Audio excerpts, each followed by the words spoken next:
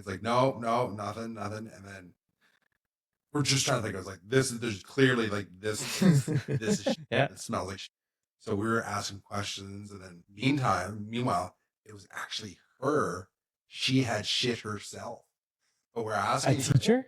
No, it was a student. Oh. And we're like, but like Graham's like legit, like we can trust her. She's a really smart kid and like just like honest, and she would find out. And so he's angling from that, and she's like, okay, I definitely will. And you look back now and think of how uncomfortable that kid must have. So like later on, I don't even know how Graham discovered. He's like, oh my god, it was her. And here I am drilling her. Like she probably thought I was like, doing some psychological, flip it around, like, That's hilarious. Someone in here that. No, I had a student once when I was subbing in a grade 7 class who, like, when you're still subbing, you don't really know, like, you don't know any of the kids. Yeah, of course. And it's Halloween. Yeah. And there's a kid, I won't say what costume he was wearing, but he comes into the class and he's like, hey. I'm like, hey, what's up? He's like, can I go to the washroom? I was like, sure, man, all good. And like, he came back in about 5 minutes later, and he looked like he saw a ghost. And I was like, he's like, hey, like, what's up, man? He's like, I didn't make it to the toilet in time. I was like, no. And he's like, I didn't get my pants down before I got to the toilet. He's like, I have to go call my mom. I was like, so then he leaves his bag and like the top part of his costume on the desk. And I'm like, I get a call from the secretary, like, yeah, you got to bring his stuff down. But, like, you have to be discreet about it because no one can know that he just pooped his pants in the middle of, this is grade 7. Yeah. That's like, that'll flow you for life. That's, you're not, you're never recovering from that. The party pooper. Yes, but Carl, I almost called you Carl. Kyle Harquail. I will answer to that. Thank you so much for coming on today. Hey, thanks for having me. Okay. Would you rather pee a ping pong ball or poop a bowling ball? Bowling ball. Oh, no question.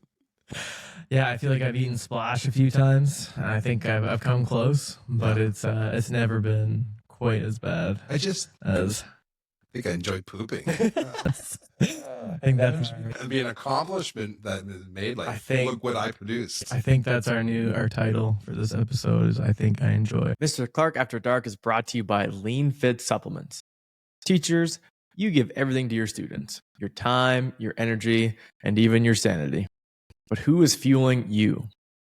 Lean Fit is here to help you stay energized, focused, and feeling your best, whether you're powering through lesson plans or just surviving recess. From clean protein powders to daily wellness boosters and my personal favorite, the vanilla protein, Lean Fit has your back. Click the link in the description to get 25% off your first order today. Mr. Clark After Dark is also brought to you by leverageassistance.com.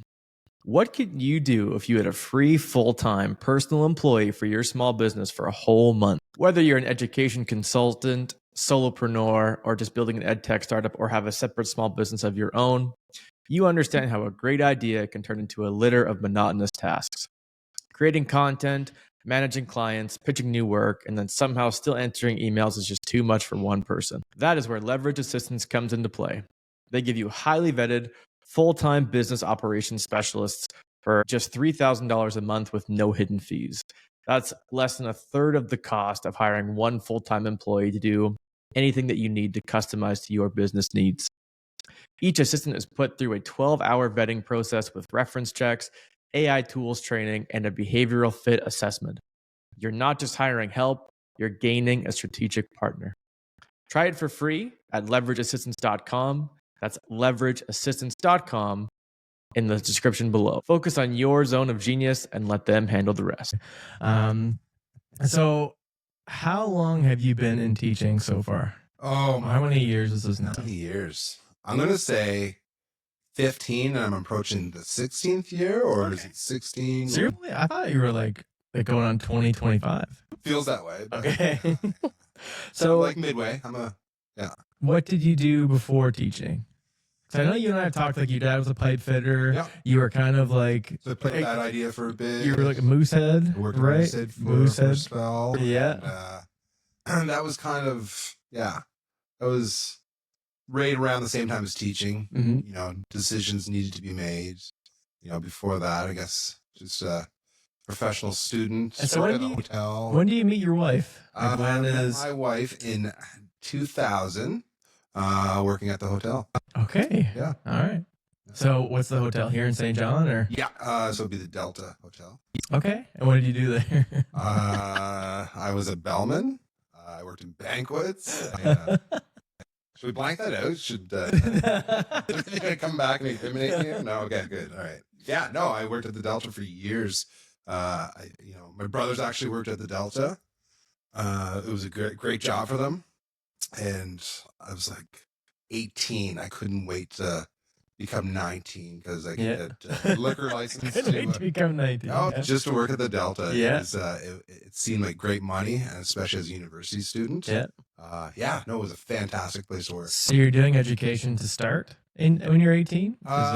No, sorry. With my undergrad.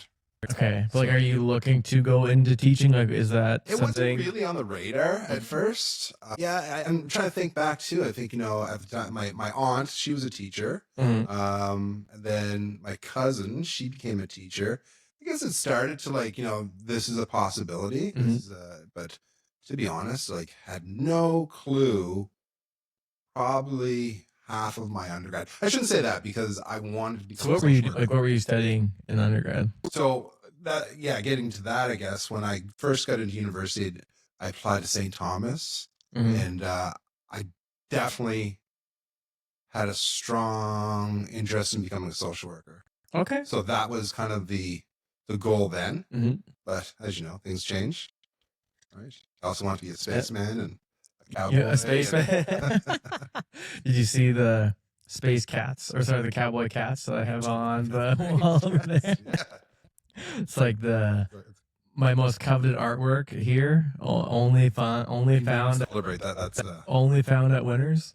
And so, at what point do you think, okay, I see social work, but I'm gonna go in and like, is anyone else in your family in education? Like, why did you kind of see education as a pathway, or when? Well, I think it was because after St. Thomas, I realized I wanted to come back home. I want to come back to St. John and study. So I had to give up the social work at St. Thomas, and I just finished my undergrad at UMBSJ. And while I was working at the Delta, a good friend of mine who was also working same position, he was going to UMPI in the States To what? to do his education. The It's University of Maine at Scott Hill. Yeah, not that type of school. Umpire school. Yeah, he was taking that, and I was watching him, and I think there's another. Now that I think about it, there's another worker there. She had just finished her education, and just hearing them bounce back and forth between the stories of what their day was like, and because I think they must have been doing their practicum, but also working at the hotel. And I think that's kind of like sounds interesting. It's something that I could apply my love of history if I could concentrate in teaching a history class, and it's like maybe this is a way I could find enjoyment and good work-life balance and be happy with the job. Yeah. And so how long are you at the hotel for? Like, is it like, I guess when I think of working in a hotel, like I'm still My there. shift starts at 10, I gotta fly out of here.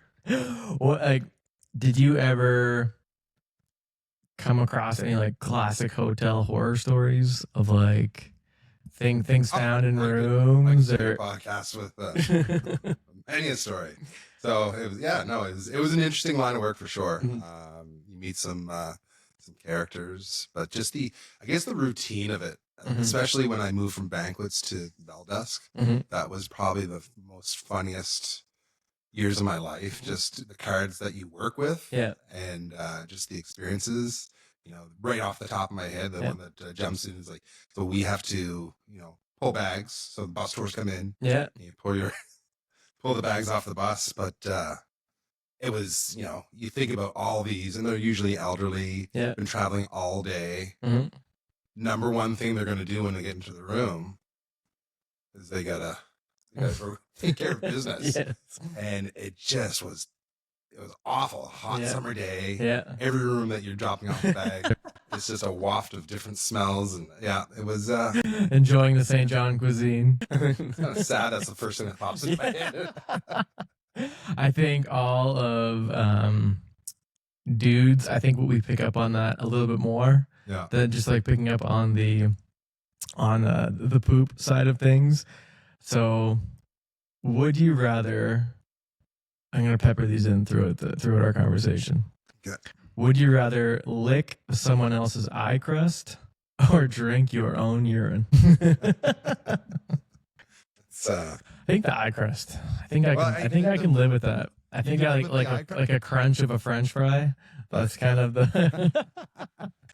I don't know. I mean, I'm thinking again. Drink your own urine. I mean, people did that to survive, right? Yeah, I think you got to boil it. Like I remember watching one episode of. Like, why did you tell me this an hour ago? I was watching an episode of Survivor, and I think he had like a bag. Yeah. I find when you're growing up, there's like certain parts of TV that just live rent free in your mind for the rest of your life. Yeah. And I want to say Bear Grylls. Yeah. If that was the Survivor. Okay. I think I don't even know I think he had a bucket like the water droplets like dropped from the urine to separate, and that's how he would drink it. But that was I don't know if I could just go full yellow and just have that be my drink of the day. But I think the eye crust is something I could get past. But actually, weird thing about myself. You eat. No, I think that would be the next. I know I've been pretending to pick my nose and eat it a lot at school lately. I'll go like this and kind of just give it a little nibble because I've seen too many kids at our school that still indulge in the old boogie town. Hey, protein. Protein. Well, I remember my dad told me that he's like, when he was a trucker, he's like, where else are you going to put him? I'm like, no. I was like, that is so disgusting. Like, that is the one thing I cannot handle. Like, even with hope, obviously everything goes well. Max coming in a few months, like the little booger suckers. I don't know if I can do that. Like, I think I'm okay if he throws up on me or like poops in my face, but like, careful what you wish for. Had that happen, but even the boogers, like the snorting too, like not even the picking, like you could see it dripping down the kid's nose, and it's like going where somewhere's like. And I'm like, why are you? And you just know it's like piling up back there. Oh. You're like, this is just so disgusting. Well, honestly, I still have like when I was growing up, I said like one of my, it's not like a red flag, but it's not a good thing. Like I could never blow my nose. I could always be like I didn't have I couldn't actually do the. Did you live in an iron lung? I don't understand why I couldn't do it, but I just noticed that I would always like my mom was like, I don't know if you went to church much growing up, but like every Sunday, my mom would line the three of us up in the bathroom. She would clean our ears, clean our noses with Q-tips. You have to, yeah. She'd put the dippity-doo on her hand, do our hair with gel, and that was routine. Like you'd wait your turn. Like you'd be like, you'd watch them like picking like the bugs in my brother's noses. And like it was so disgusting.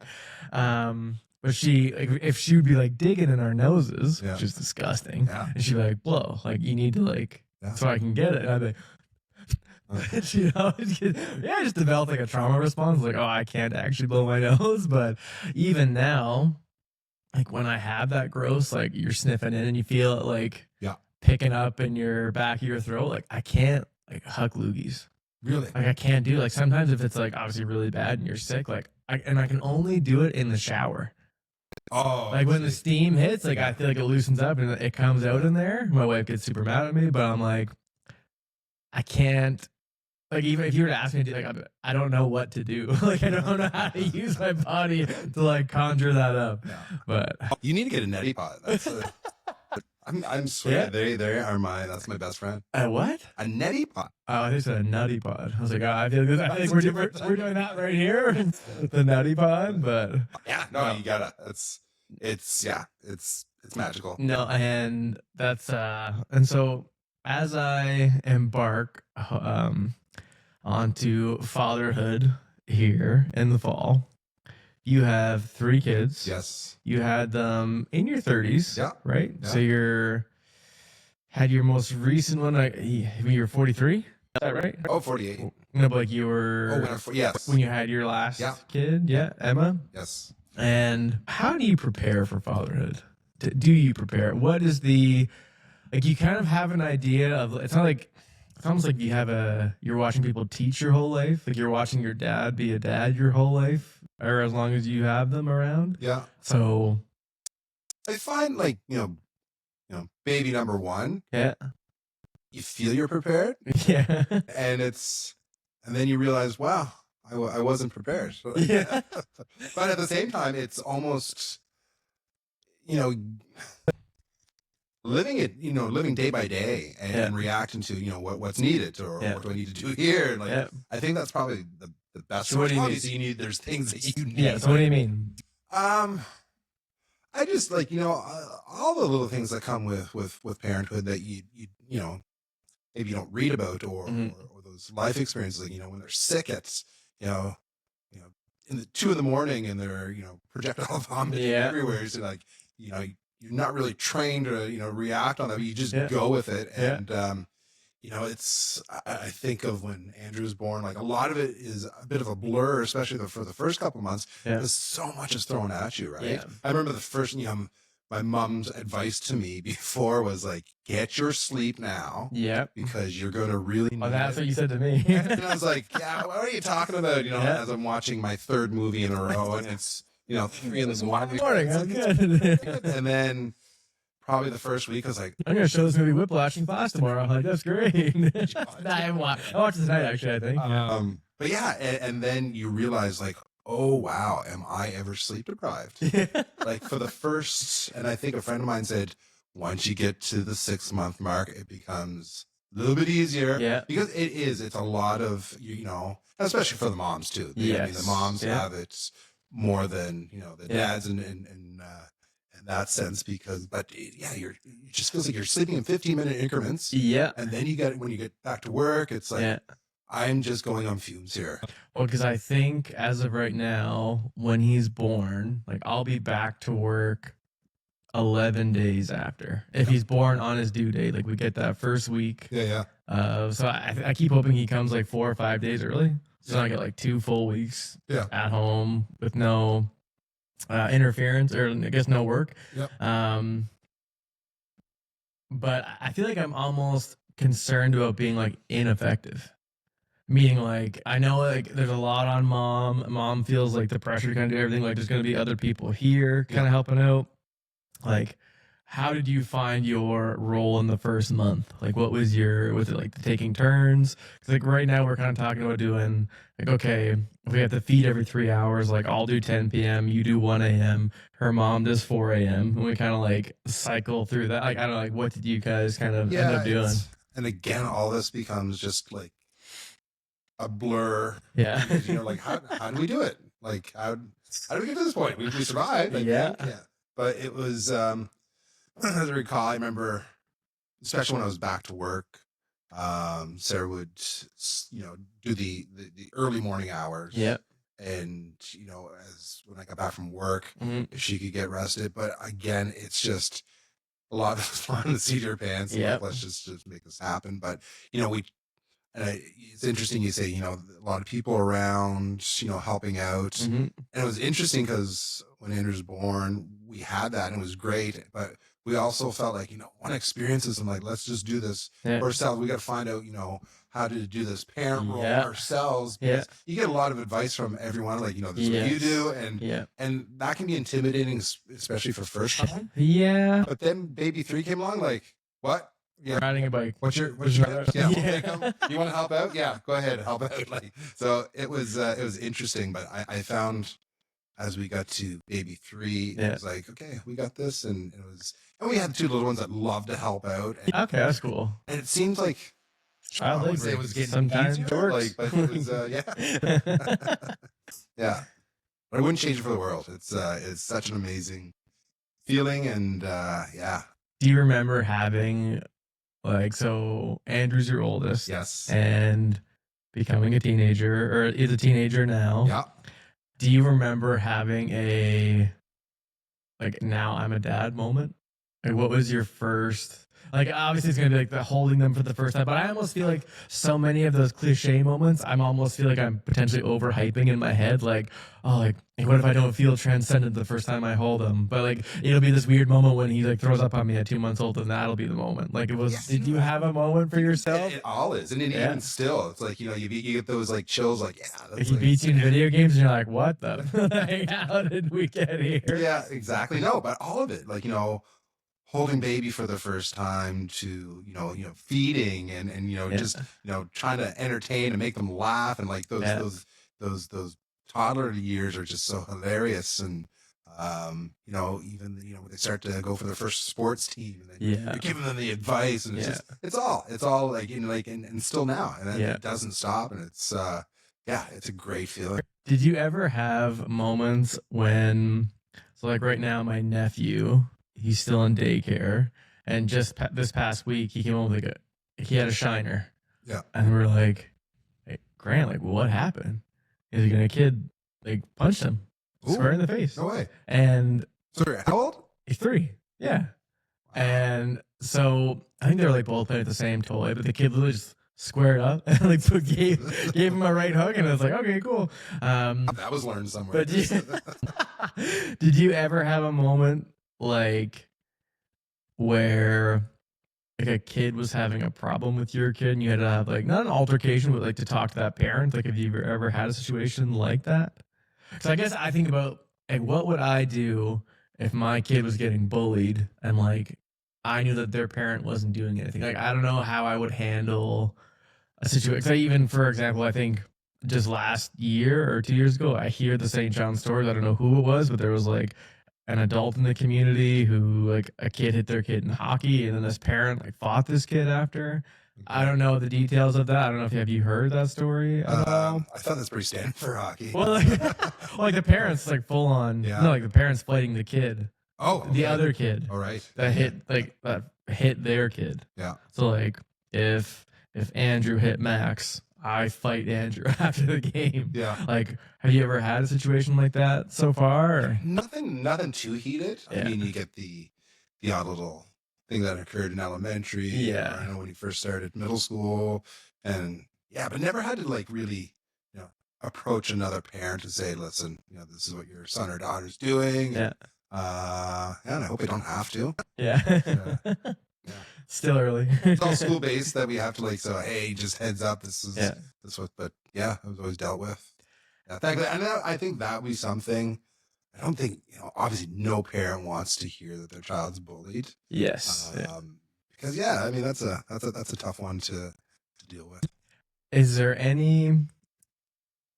Are there any of your kids that are like the most different from you and your wife? Like personality wise? Like, is there, because even for like my brothers and I are so different in so many ways. Like we're very similar in some ways, but like we're like chalk and cheese in others, but I feel like we're all very different from our parents. Like, was there any kind of surprises about like, I guess if you don't mind me asking, like, how would you kind of define the personality types of your kids?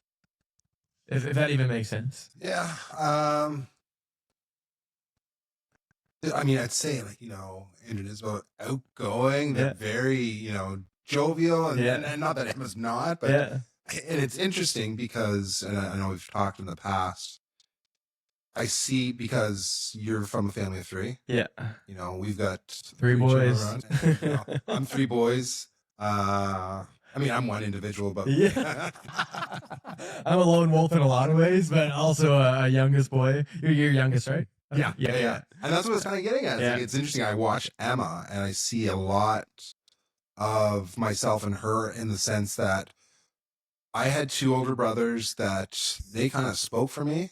Yeah. Okay. All of them, like, Yeah. and we were like, we all got along. Like, Yeah. we never fought growing up. Mhm. I mean, I would see that more with my two older brothers. They would have their quarrels, which were some good ones. But like, I was just But you were always chilling. Like, right. I was like, this is what we're doing. Okay, let's do this. And but to a fault, because I can consider myself very kind of very reserved and quiet. But I think that's because the years of just letting these guys handle everything and Yeah. do the talking, and I can see that in Emma. So there's a lot of like Okay. about the similarities. I see Emma and myself, Mhm. maybe from that, you know, being the youngest in the group. I think it is kind of natural to become more dependent when you're and unwittingly dependent. Yeah, Because you're like, oh, like these, like there's not just like two people that are older than me in my family. Like everyone's older than me Yeah. in our family. So like I'm just kind of gonna be coasting. So I think it's funny because like both of my brothers, both work in the oil sands, both still in Alberta, and like I guess as a youngest sibling, you're kind of always like observing and like looking for different ways. And that's like now I teach and I live across the country. Like it's almost like a weird, like, what do you think you learned not to do from your older siblings? Because like you and I are in the same boat. Like my brothers are 4 and 5 years older than me. I think similar for you. Yeah, exactly. And then we're the youngest by like 4 years, youngest boy. So what do you think you learned from each of your siblings and what you learned not to do from each of your siblings? Not to do, I don't know. Maybe I definitely, I don't know. I think that's a tough one. Like, Where's the bus? I'm gonna throw him. No. It's so like you hear of, and you grew up with other family. And I don't know the dynamic of you and your brothers, but like I'd watch other families and like siblings like just like loathing each other. I know. And just like Never had that. I don't know if they did with each other, but right. And I never had that. And you know, I think like one thing that I definitely, you know, learned from them, because they're great guys, and they're the you know, just the acceptance or welcoming and just being, you know, kind to others. Mhm. That's immediately I saw that in my brothers. Mhm. I say my older brother Kelly, and then there's Scott's the middle. Scott's the outgoing guy. And, Okay. you know, he would be both brothers are also both very outgoing. right. Yeah. Okay. Yeah. And I definitely, that's what I was taking in. Yeah. And I watched, you know, especially Scott, who would like, he would bounce around from every single circle. Like he was super talented as an athlete, but very social. And I mean, you ask anyone who, you know, knew him, like, oh, he was such a nice guy. And it was like, you know, these are guys that were, you know, people that were in drama, or, you know, the music, or in sports, and just but every single kind of social group or scene that was in the schools. And I was like, that's, you know, that's the way to be, right? You know, not so closed-minded. So I learned a lot from, you know, both of them in that regards. What not to do? That might be another story for another podcast, like the Mr. Clark after dark. After.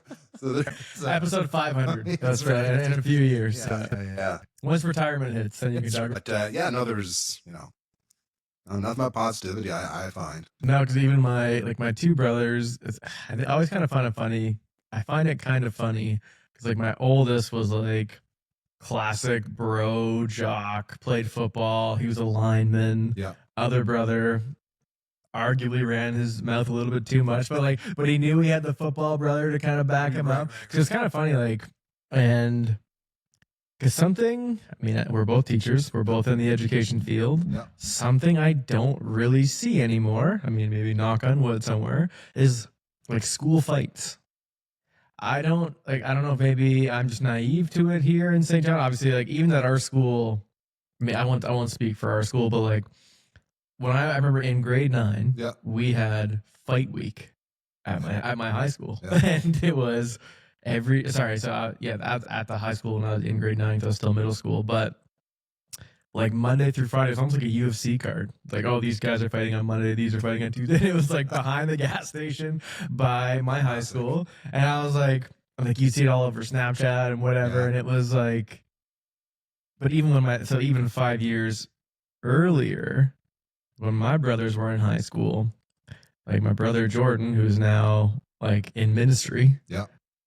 was probably in like dozens of fights. And like I don't know like what obviously he had a pretty big change after high school for that, but I just feel like that has changed. You know, it's funny you say that, because I'm just kind of like going through in the back of my brain here, trying to think of. I don't even know how I got onto that, but you want to fight? Yeah. Episode 600. No, I find something to do in retirement. Like when I first started teaching, I can remember, like, you know, you talk about it and like, you know, like, okay, so you got to be a little bit more. Well, it's like that was the thing in a weird way, but I almost find now it's like, let's go vape. And I'm like, what? Like, that's not, I mean, as a teacher, it's like, what? Like, it seems so different, but. Yeah. No, it's, I think there's a study to be done there. Yeah. Because Has vaping actually tamed our individuals in high school? And so when you start teaching, how did your expectations of teaching change versus what you expected? Well, okay. So right off the bat, because, you know, going back to, you know, considering teaching as a profession, I had my mindset on, okay, I'm going to be teaching high school, some sort of history class. And it was I went to University of Maine myself. Yeah. Okay. And I'm trying to think of what the mascot was. I remember being in the cafeteria, and they had a recruiter from down south, like from South Carolina. Okay. And they were going from table to table asking, are you in education? You in education? And, you know, people would be like, yeah, I'm, you know, for elementary, we could offer you this job right now. You want to come? We could offer you. Always a red flag. Right, exactly. Run. So everyone that they were asking, he had a job, and he came to me. He's like, and what are you? And I was like, well, secondary social studies. Yeah. And he paused, and he's like, yeah, there's, you know, maybe a coaching position. Yeah. I was like, coaching, like, you know, coaching sports? Like, yeah. Well, what about history? Like, everyone else got a job. Like, so I was like, I guess my reality was, not that was, it didn't burst my bubble, because there's a whole different system there. Yeah, it sounds like that's what they assume you go into if you want to coach. Right. You just, this guy's going to teach history. Yeah. Talk about Hitler for a couple hours, then go like run the QB sneak. But yeah, when I got back home, you know, I supplied, I think it was about a year or two. The first position that I was offered was teaching language arts and science. Wow. And I nearly had a panic attack. Why? And my mind is like, I cannot, like, that's way out of your comfort zone. Yeah. Way out of my comfort zone. Like, and it was. Did you hate every second of it? Well, it was. It's okay to say it. I'm just trying to think if I say, can I get back to you tomorrow with my decision? Yeah. You know, looking back now, I'd be like, take the bloody job now. Like, don't. Yeah. So I thought about it, and I was like, palm sweating, and she's like, I can't do this. I can't do this. Like, science. Like, I know who I was as a science student. I took the position, and even then, I think the first year of teaching, it was just a lot of nerves. Yes. Yeah. And it's a nerve-wracking profession in that sense, especially when you're starting out. Yeah. Because it's very unique. Yeah. You're essentially by yourself.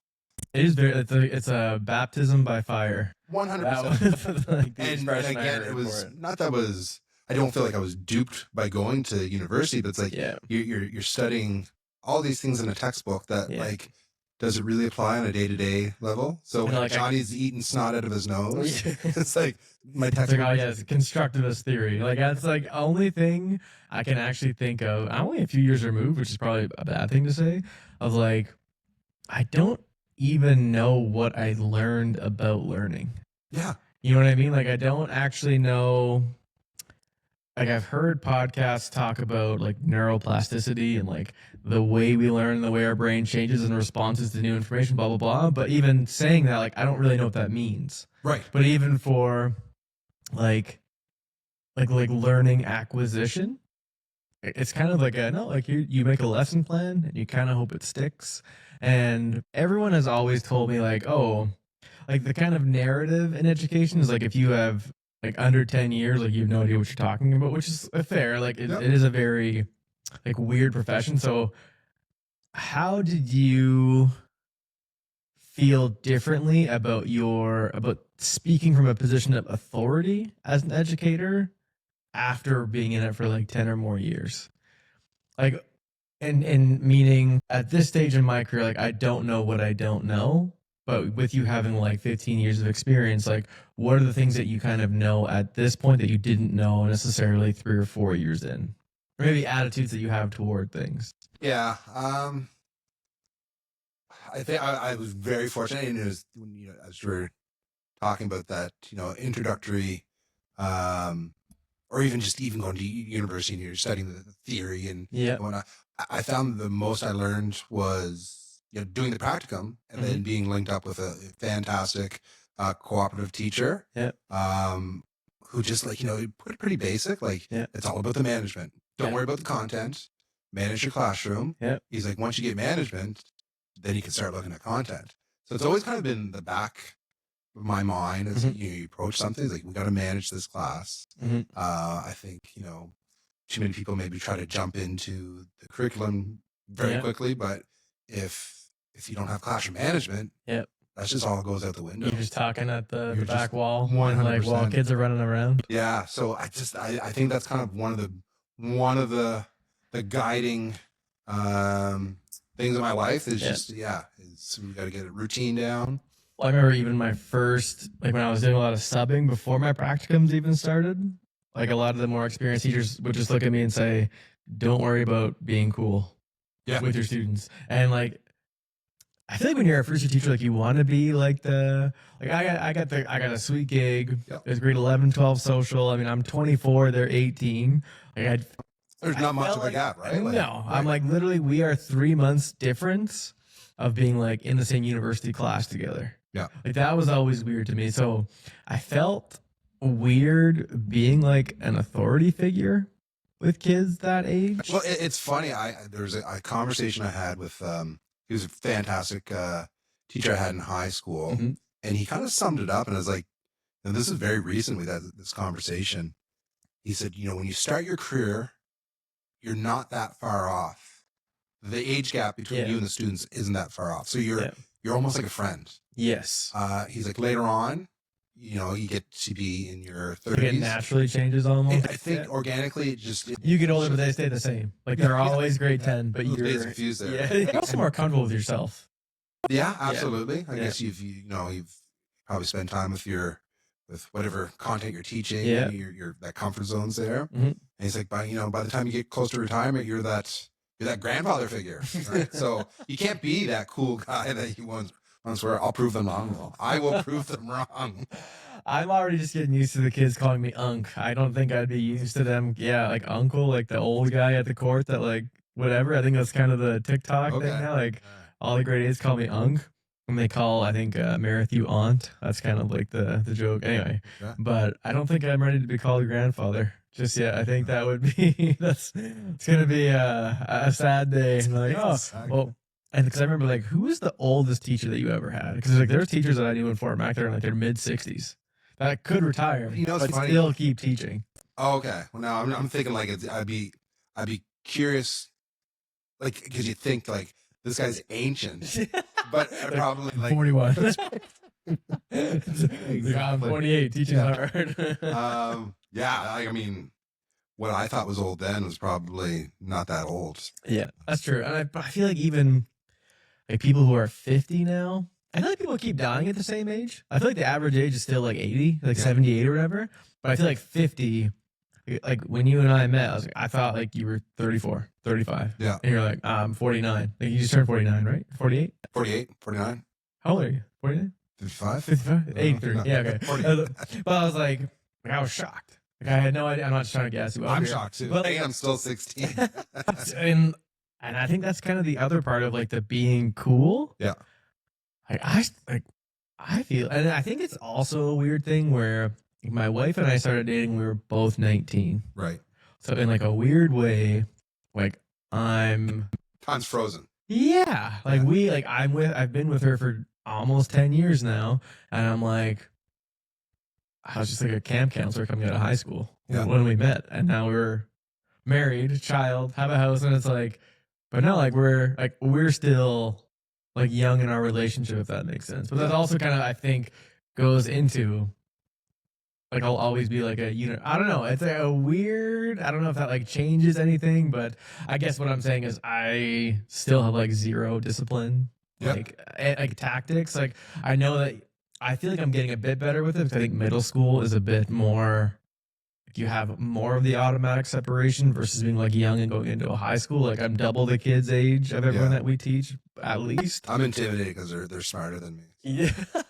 Honestly, sometimes I'm like, okay, you are gonna go way further than me. Like, that's okay. I'm going to work for you in the future somehow. You will own Irving one day. But yeah, and but yeah, I think like the unexpected changes that teaching brings with you is always weird. But yeah. It's an interesting line of work, man. It is weird. And so how many years do you have left, do you think? 15? So you go like 63? Yeah. 64? Yeah. I don't know what my calculation would be, but I don't know. And so you're thinking about starting your master's this fall. Are you accepted in it? Pardon me? Did you get accepted? Well, like, no, so I don't think you find out until, I think is it June or no, end of July is the cutoff. Mm-hmm. And you're not supposed to find out until, I'm hoping, the end of August. Oh, so you start January? It's January start. Okay. Yeah. I was going to say. When was the last time you were in a school course? I was in a school course. Gosh, I guess it would have been 2007. Yeah. And like, are you nervous about going back? No, Can't wait. I loved university. Like if I could be a professional student, like if I had to walk away from teaching, I'd find a way of how do I just keep studying? Yeah. Which is weird because, if I look back at my schooling career, like it clicked late with me. Mm-hmm. Such a late bloomer when it came to just the academics. Yes, I was horrible in high school. I think I had like a 19 in social in my final year, and then I ended up teaching it like 6 years later. But I found an old report card. Oh god, grade 11, and it's a beaut. Like I remember bringing that home and the disgust my mom had with me with the like it was not good. I remember grade 8, or grade 7, my mom stopped going to PTIs because my grades were so low. She's like, I don't want to face your teacher, which is kind of hilarious. I feel like that has changed. Like parents like are afraid of the teacher judgment of their kid, and maybe that's something that we don't talk about enough. Like we think that we like kind of want the parents of the kids who are struggling to show up, but they might feel like embarrassed in the sense that their kid is struggling to talk to us. Yeah. I guess I never really thought about the flip side of that because my mom was like, I'm not worried about him getting help. I feel so ashamed that he's like doing so bad in school. Yeah. But so it must have clicked late for you as well? Yeah, like I don't know because like my dad got cancer when I was in grade 11. Okay. And like looking back, like I think like end of grade 10 hit. He gets diagnosed my aunt was just about to move to Calgary. So I think it was like June of my grade 10 year. And then it was like, I think it was stage 4. Wow. Because he was feeling like rumbling in his stomach. Yeah. And the rumbling in his stomach ended up actually being a tumor in his colon that had like breached the wall. of his colon. So I think when it breaches, it hits stage 4 because it can potentially spread a lot faster. Yeah, right. But they like caught it like if there's such thing as like a stage like 3.99. That's kind of where they caught it. You know what I mean? Like it was into stage 4. I remember like a 4.01, probably better. Like it just got to stage 4, Right. which is like super sad to think about now. Like if we were a month or 2 earlier, like if we could have still been around, but you can't harp on those questions at all. That's just not something you can do. But then in grade 11, like I think he was like probably 240 pounds, I would say. Like then he went down to like 160. Wow. In like 8 months. Like he had surgery, removed the tumor, and then had like chemo for a long time. But then I gained like 40 pounds in grade 11. I remember one semester I only had foods and hockey academy. Yeah. Those were my 2 courses in the day because I dropped physics and dropped math. Yeah. And for other reasons, for physics, because my teacher was a dick. But the teacher I tried to not be to this day. Yeah. But which I think also comes into my discipline part. I almost feel like Rage Against the Machine, but also like now I'm the machine, so stop. Yeah. But I think I did so poorly in school. I essentially dropped out. Okay. Like you have foods and hockey academy. Like you're not really going to school. Like I'd only go to school when we were on the ice for hockey academy. Right. Because we would like in a 5-day school week, we would go on the ice like Tuesday, Wednesday, Thursday. So Monday, like I'm not going to school. Okay. So we're gonna play floor hockey at the school. Like we're not like we would go down to the rink that was down the street to go play ice hockey. Right. And it's like okay, I'm not gonna go unless we're doing that. And then I wouldn't go to foods unless we were cooking. If I knew that was awesome. That was just playing hockey and eating for like 5 months. It was actually kind of sick. Sleep class too? Honestly, seriously, like yoga? Like, what do we know? I'm just kidding. Yoga is a very important class, as we learned from our NBTA meeting. Yes. But then, like, looking back at it now, like, at the time, you're like, oh, I'm just a lazy piece of shit. Right. But now it's like, okay, I was severely depressed because my dad was dying. 100%. Like, that kind of makes sense as to why I would have been. I think I then took like super easy like science courses, and I remember being handed booklets, like modules for like career and life management. It was like a mandatory course that we needed to graduate in Alberta. Right. And we didn't have ChatGPT then. Yeah. I couldn't put the questions in online and write it in the module. There was no online answer key I could find, but like just to write fill in the blank questions was such a slog for me. Like I don't know, but so again, I don't know. And it's also kind of funny too, because like when I went into university, like I thought like all of university was the same thing. Like you go into your first year of university, it's like, okay, the first year of history is going to be just as hard as the first year of engineering. Right. But I'm like, it really wasn't that bad. Like I did good in university. Yeah. But I did really well toward the end of it because I needed like the only reason I would ever bring up GPA is because I think GPA is stupid, because at the University of Calgary, in my final year of university in my undergrad, you needed to get into law school at the University of Calgary Law Program. The competitive GPA was 3.66. Okay. The competitive GPA for secondary social studies was 3.9. Wow. And I was like, but it was only because there's so much competition. Right. For the limited seats in that program. And I'm like, weed out the the candidates for for the seats. Yes. Yeah, and so I'm like, I think the minimum was 2.5. But like because so many applied, you needed to be so much better to like get one of those seats. And so I remember mine was 3.85 in my final year, which is like pretty solid. Like I was doing pretty much like A level. Be a lawyer. Well, it's like A level. Well, it's like, and I got rejected from education. Wow. At UC, and I'm like, I could have. I know you gotta write like the LSAT and stuff, but I'm like, I could have applied to law school, and I'm not getting an education. So I remember there's actually a period. I know this is all coming back to like late bloomer academic wise, but I found history was fun, political science was fun. Yep. Like those were my majors. I loved doing them, but also at the same time, I guess where I'm like kind of looking at my weird loop is that like as I was finishing high school, my dad had cancer, and as I was finishing my first degree, he died of cancer. Wow. In that last year. Yeah. And so in a weird way, I feel like my education was like defined by like those major periods.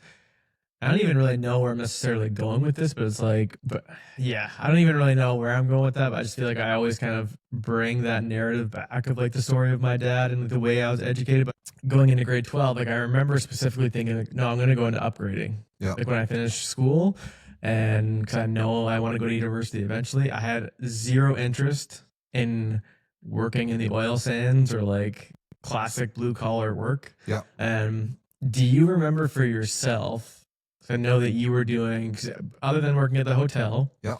you worked at Moosehead Breweries. Yeah. Right? Yeah. And do you remember having a moment where you're like, I can't be in this line of work? Yes. It's just, it's not that easy because I think everyone, Yeah. I think, and now we're in this time and age that you don't have that one career. I think, I found what I want. I love and teaching is so versatile and so broad that like you can do 5 different things, but you're still in education, but you're not like. Absolutely. Yeah. So, I mean, to go back to the hotel, like I was like, I want to be a chef. I'd love to study culinary. Yeah. And it was my father who kind of like steered me away from that. Yeah. He's like, it's an honorable profession. He's like, but consider the fact that when you get older and you have a family, you're going to be your busy times are going to be when you want family time. Yeah. So when it's Christmas time, you're going to be gearing it up. You got late hours. So at the time I was kind of like a little upset that he would kind of steer me away from it. Looking back now, I'm very much appreciative. When Moosehead came along, it's a great. So what's your first day like? At Moosehead? So I'm not trying to talk poorly of a St. John institution. No, but it's always funny when you go into any workplace and you're like, when you go into any workplace, it's fine. And you go into any workplace and you're like, this is actually a lot more disorganized than I thought it was. Yeah, like everything kind of. I think I was the one that was disorganized though. What's that like? they had it down very well. Yeah. No, it was a great environment to work in. Yeah. I realized like the one thing that like I wasn't prepared for was the shift work. Yeah. So you'd be working days one week. And then the next week, and I was excited for it. Like, I'm working overnights. I'm a night hawk. I was like, yes, bring it on. Yep. But as I approached that closing time for me at 7 a.m., and I felt like a zombie. I was like, how do these guys and girls do this? Like, this is insane. Yeah. And I remember, this is the summer months, and I'd be heading home, drenched in beer. Yeah.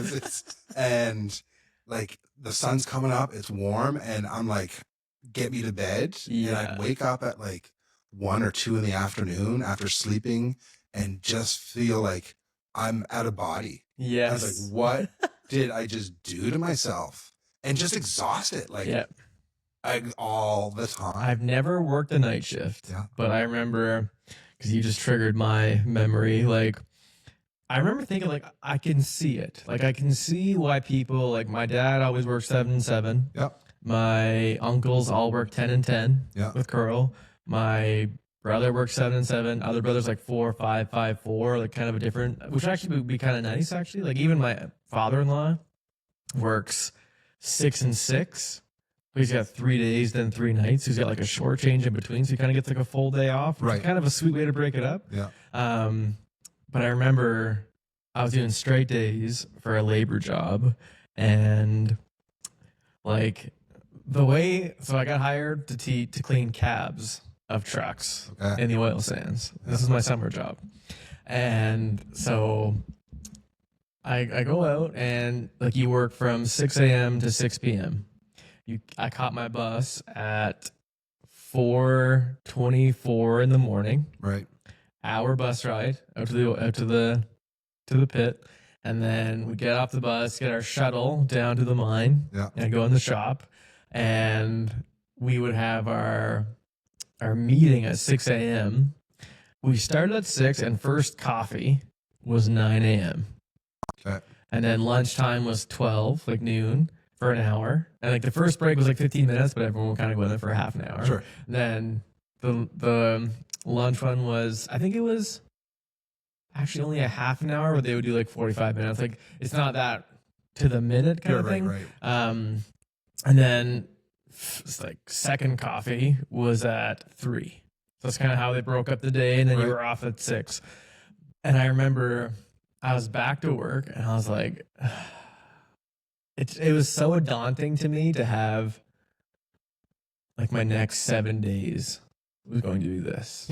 Like I couldn't. I know what I'm walking into. Yeah, like I know exactly what every day's gonna look like. Yeah. Well, especially for me then. So I remember my first day cleaned a cab. So I was in a preventative maintenance bay. Right. So there's like 4 bays in this huge shop, and I'm on 1 unit.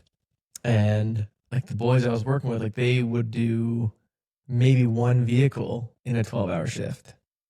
Oh, wow. Like you have like a 7, Sure. not like these huge like machines coming in for like oil changes and filters and all that stuff. Yeah. So it's like some assignments could be 9 to 12 hours. Wow. It only took me like 45 minutes to an hour to make a cab like spotless. Yeah. And so I would finish and I'd be like, what do I do now? They're like, oh, you can just hang out. And I'm like, what do you mean? For the rest of the day? Yeah. So I was like, I'm gonna have 11 hours here to just do like nothing. They're like, oh yeah, just hang out. I'll have coffee. And like the amount of times that I took like 40-minute poops at that job because it would take me I'm like, I gotta use the washroom. Yeah. And so it would take me like 5-10 minutes to walk across the bay to get to the locker room to get to where the washroom was. Yeah. And then I'd sit down, take my phone out, and I'd just like watch video, like go on Instagram, do whatever, and then like 15-20 minutes, get back up, walk back to my bay. It's like 40 minutes because like it was just the way I had to break up my day because it was just like I have nothing to do. Sure. So this is a task. Yeah. Like me going to the washroom, that's a task for me. Yeah. But I remember it was the first day back on a 7-day set, and I remember walking in the morning, and like the night shift was getting off for the start of their 7 days off, and they're like getting so excited about talking what they're gonna do, and I'm like I'm gonna be here for 7 days, and so 9 a.m. comes. It's first coffee. We go in. I take my hard hat off, put it on the table, and I grab like the greasiest coffee ever in their staff room, like their lunchroom. Yeah. And one of the boys in the group says, "Well, 6 days, 9 hours to go." And I just remember thinking like, I can't live like this. Yeah. Like I don't know.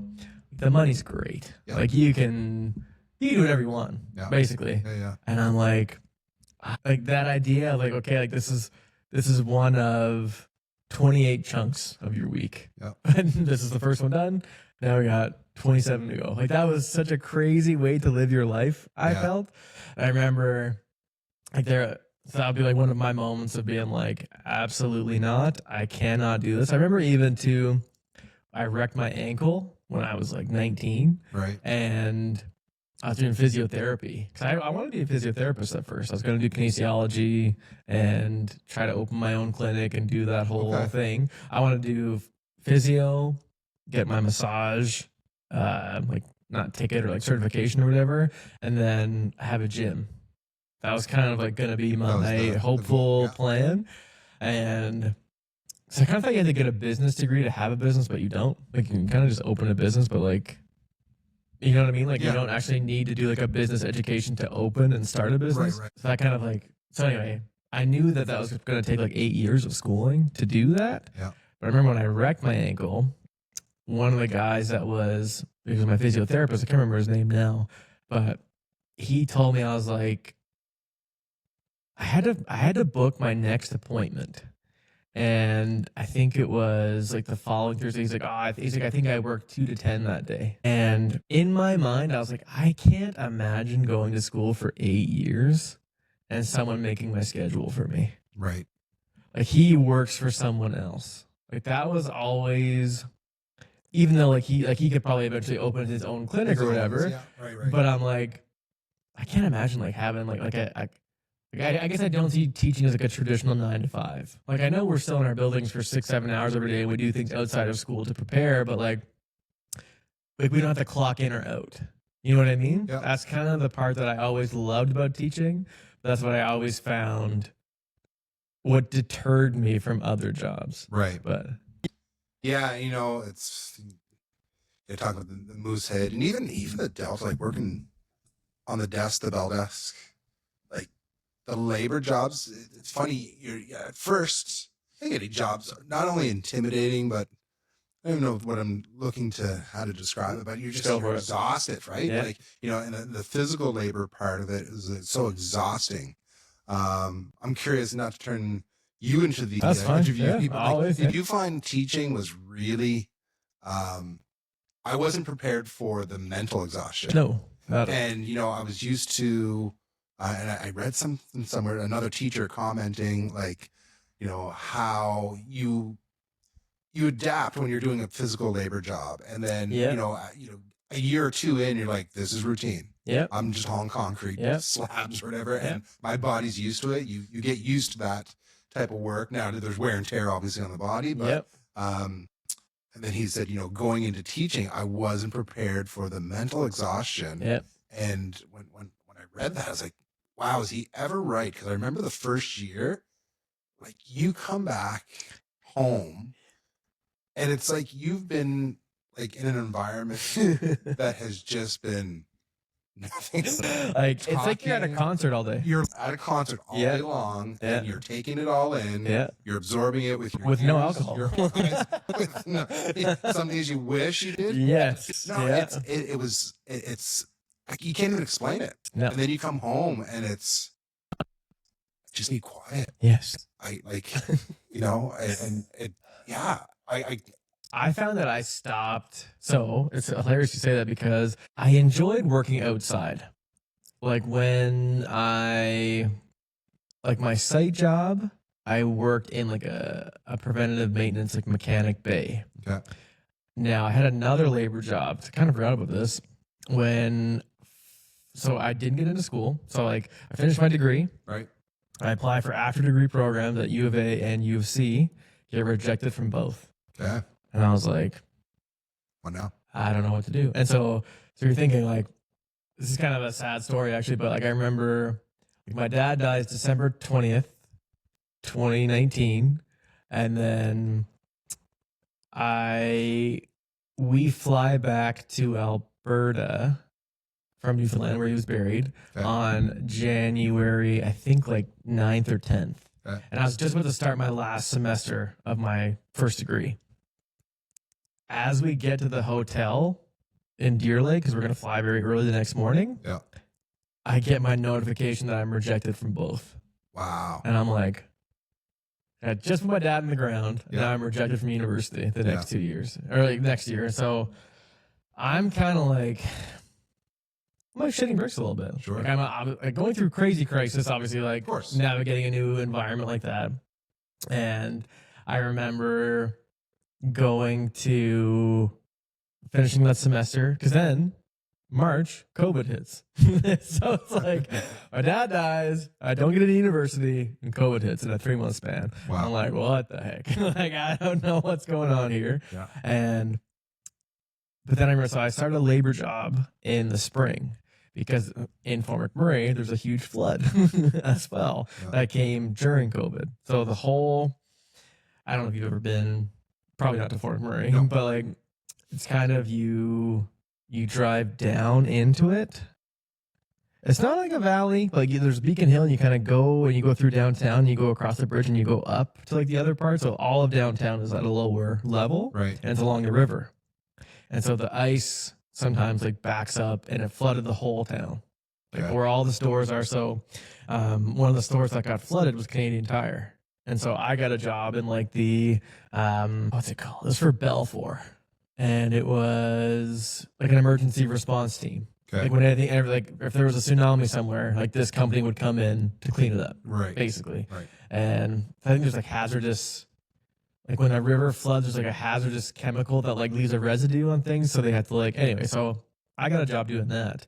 But that was, like I worked 6 and 1, 10 hours a day. So like 6 days on, 1 day off. Like we didn't work on Sundays. Wow. And I kind of loved it. Yeah. I loved being able to, like, I loved being busy. There were times I literally had to like sweep the parking lot, which makes no sense. Yeah. But there's just nothing to do. And they, like, if there was nothing to do that day, they would just send you home. And so, but when I would get off work at 6 o'clock, so we would work 8 a.m. to 6 p.m., like I had energy. Right. Like I felt like, oh, like what do you guys want to do tonight? Yeah.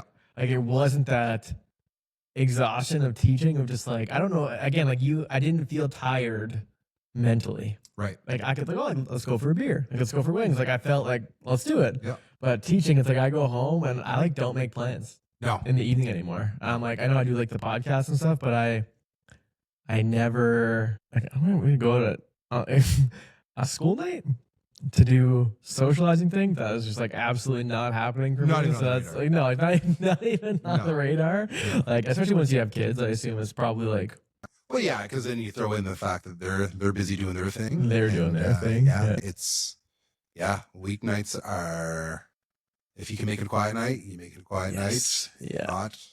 Like the movies are going all the time. Yeah. Yeah. But I do think that like exhaustion of teaching is so different. And I didn't expect it. Because I also found that like this year I'm not doing as much like presenting. Right. But I found like the pretending to perform all the time is like you're performing. Right. Like you're the concert. Yeah. All day. Like you're the performer on stage doing the thing, and they're all doing the opposite of applauding you, unfortunately. Right. But I found if I wasn't unhealthily caffeinated, like I couldn't do it. Like I felt so ineffective doing it. And then I feel like you combine that with like this huge caffeine crash with it as well. And I just found it was I love teaching. Yeah. Can be super exhausting. Oh. Especially in the first, I don't think that part ever goes away. But no, exactly. Especially when you every year is a startup.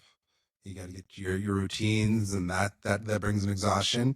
And then you're like, you're running the marathon, and then here we are at the end of the year, and it's like, I got to get to that finish line. Have you ever slept at work? Teaching? Yes. No. Not teaching. Oh yes. At work. Well, because I remember sometimes when, and this might not be it's probably not the good way to do it, but like some days for teaching social, I'd have like very lecture heavy days, like for all 4 periods, because I did have all social studies. And like in high school, we had like a 55-minute lunch period. Right. And so we had supervision a couple times a week, but like I would take like 20-minute naps.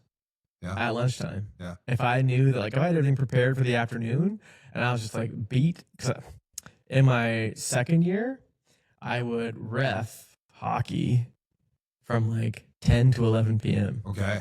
And then I'd leave reffing, go home, shower, get in bed around midnight, wake up at 6, go teach all day. Yeah. And that was like I was reffing like 18 and 19 nights a month. Yeah. And so like that was kind of my routine. And so like I would catch some sleep at lunchtime. But I'm going to tell you my site sleeping story now. Okay. And I want you to share a story after if you have one. The same job in the preventative maintenance bay. I remember it's almost funny like how weirdly I remember some of the weird details of this day. But it was my second set of 7.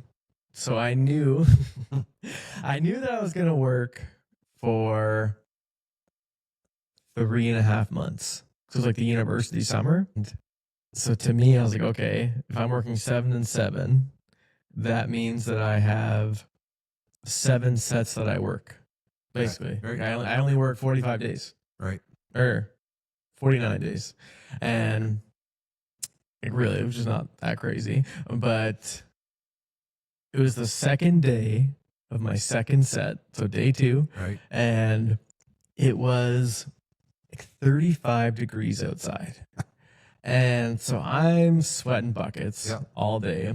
And I don't know if, do you know like a tar sand beetle is? Tar sand beetle? It is. I'm going to show you a picture of it. So they're in Fort McMurray. I think here, like, you call them June bugs. Okay. But they're a little bit different. They look like flying black lobsters. And like they have pincers and all that? They like pit, so they land on you. Oh, dude. And they are, again, like in the oil sands, the tar sand beetles, like the thousands. Okay. They are everywhere. They and fly? Like, yes. Okay. And they will like take a chunk out of you. No. And they like, and I've never been bitten by one, but they're so, like, I remember there were summers growing up, like I wouldn't go outside.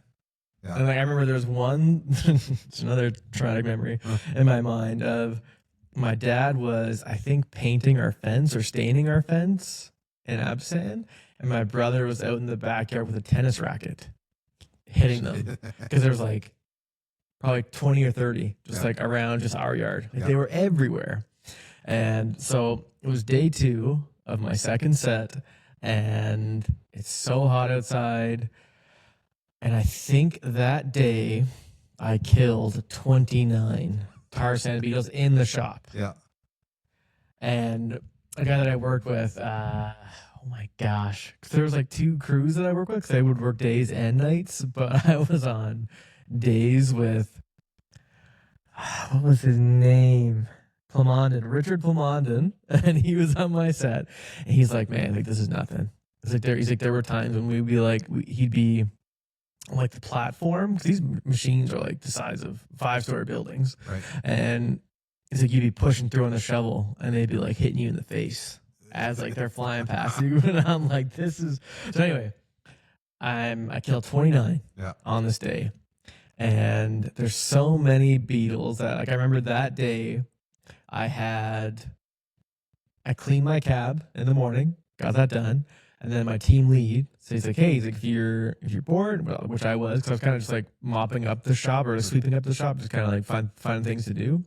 And because the only reason they wouldn't let me do more, like they wouldn't let me go from bay to bay or whatever, because they didn't want me to get hurt.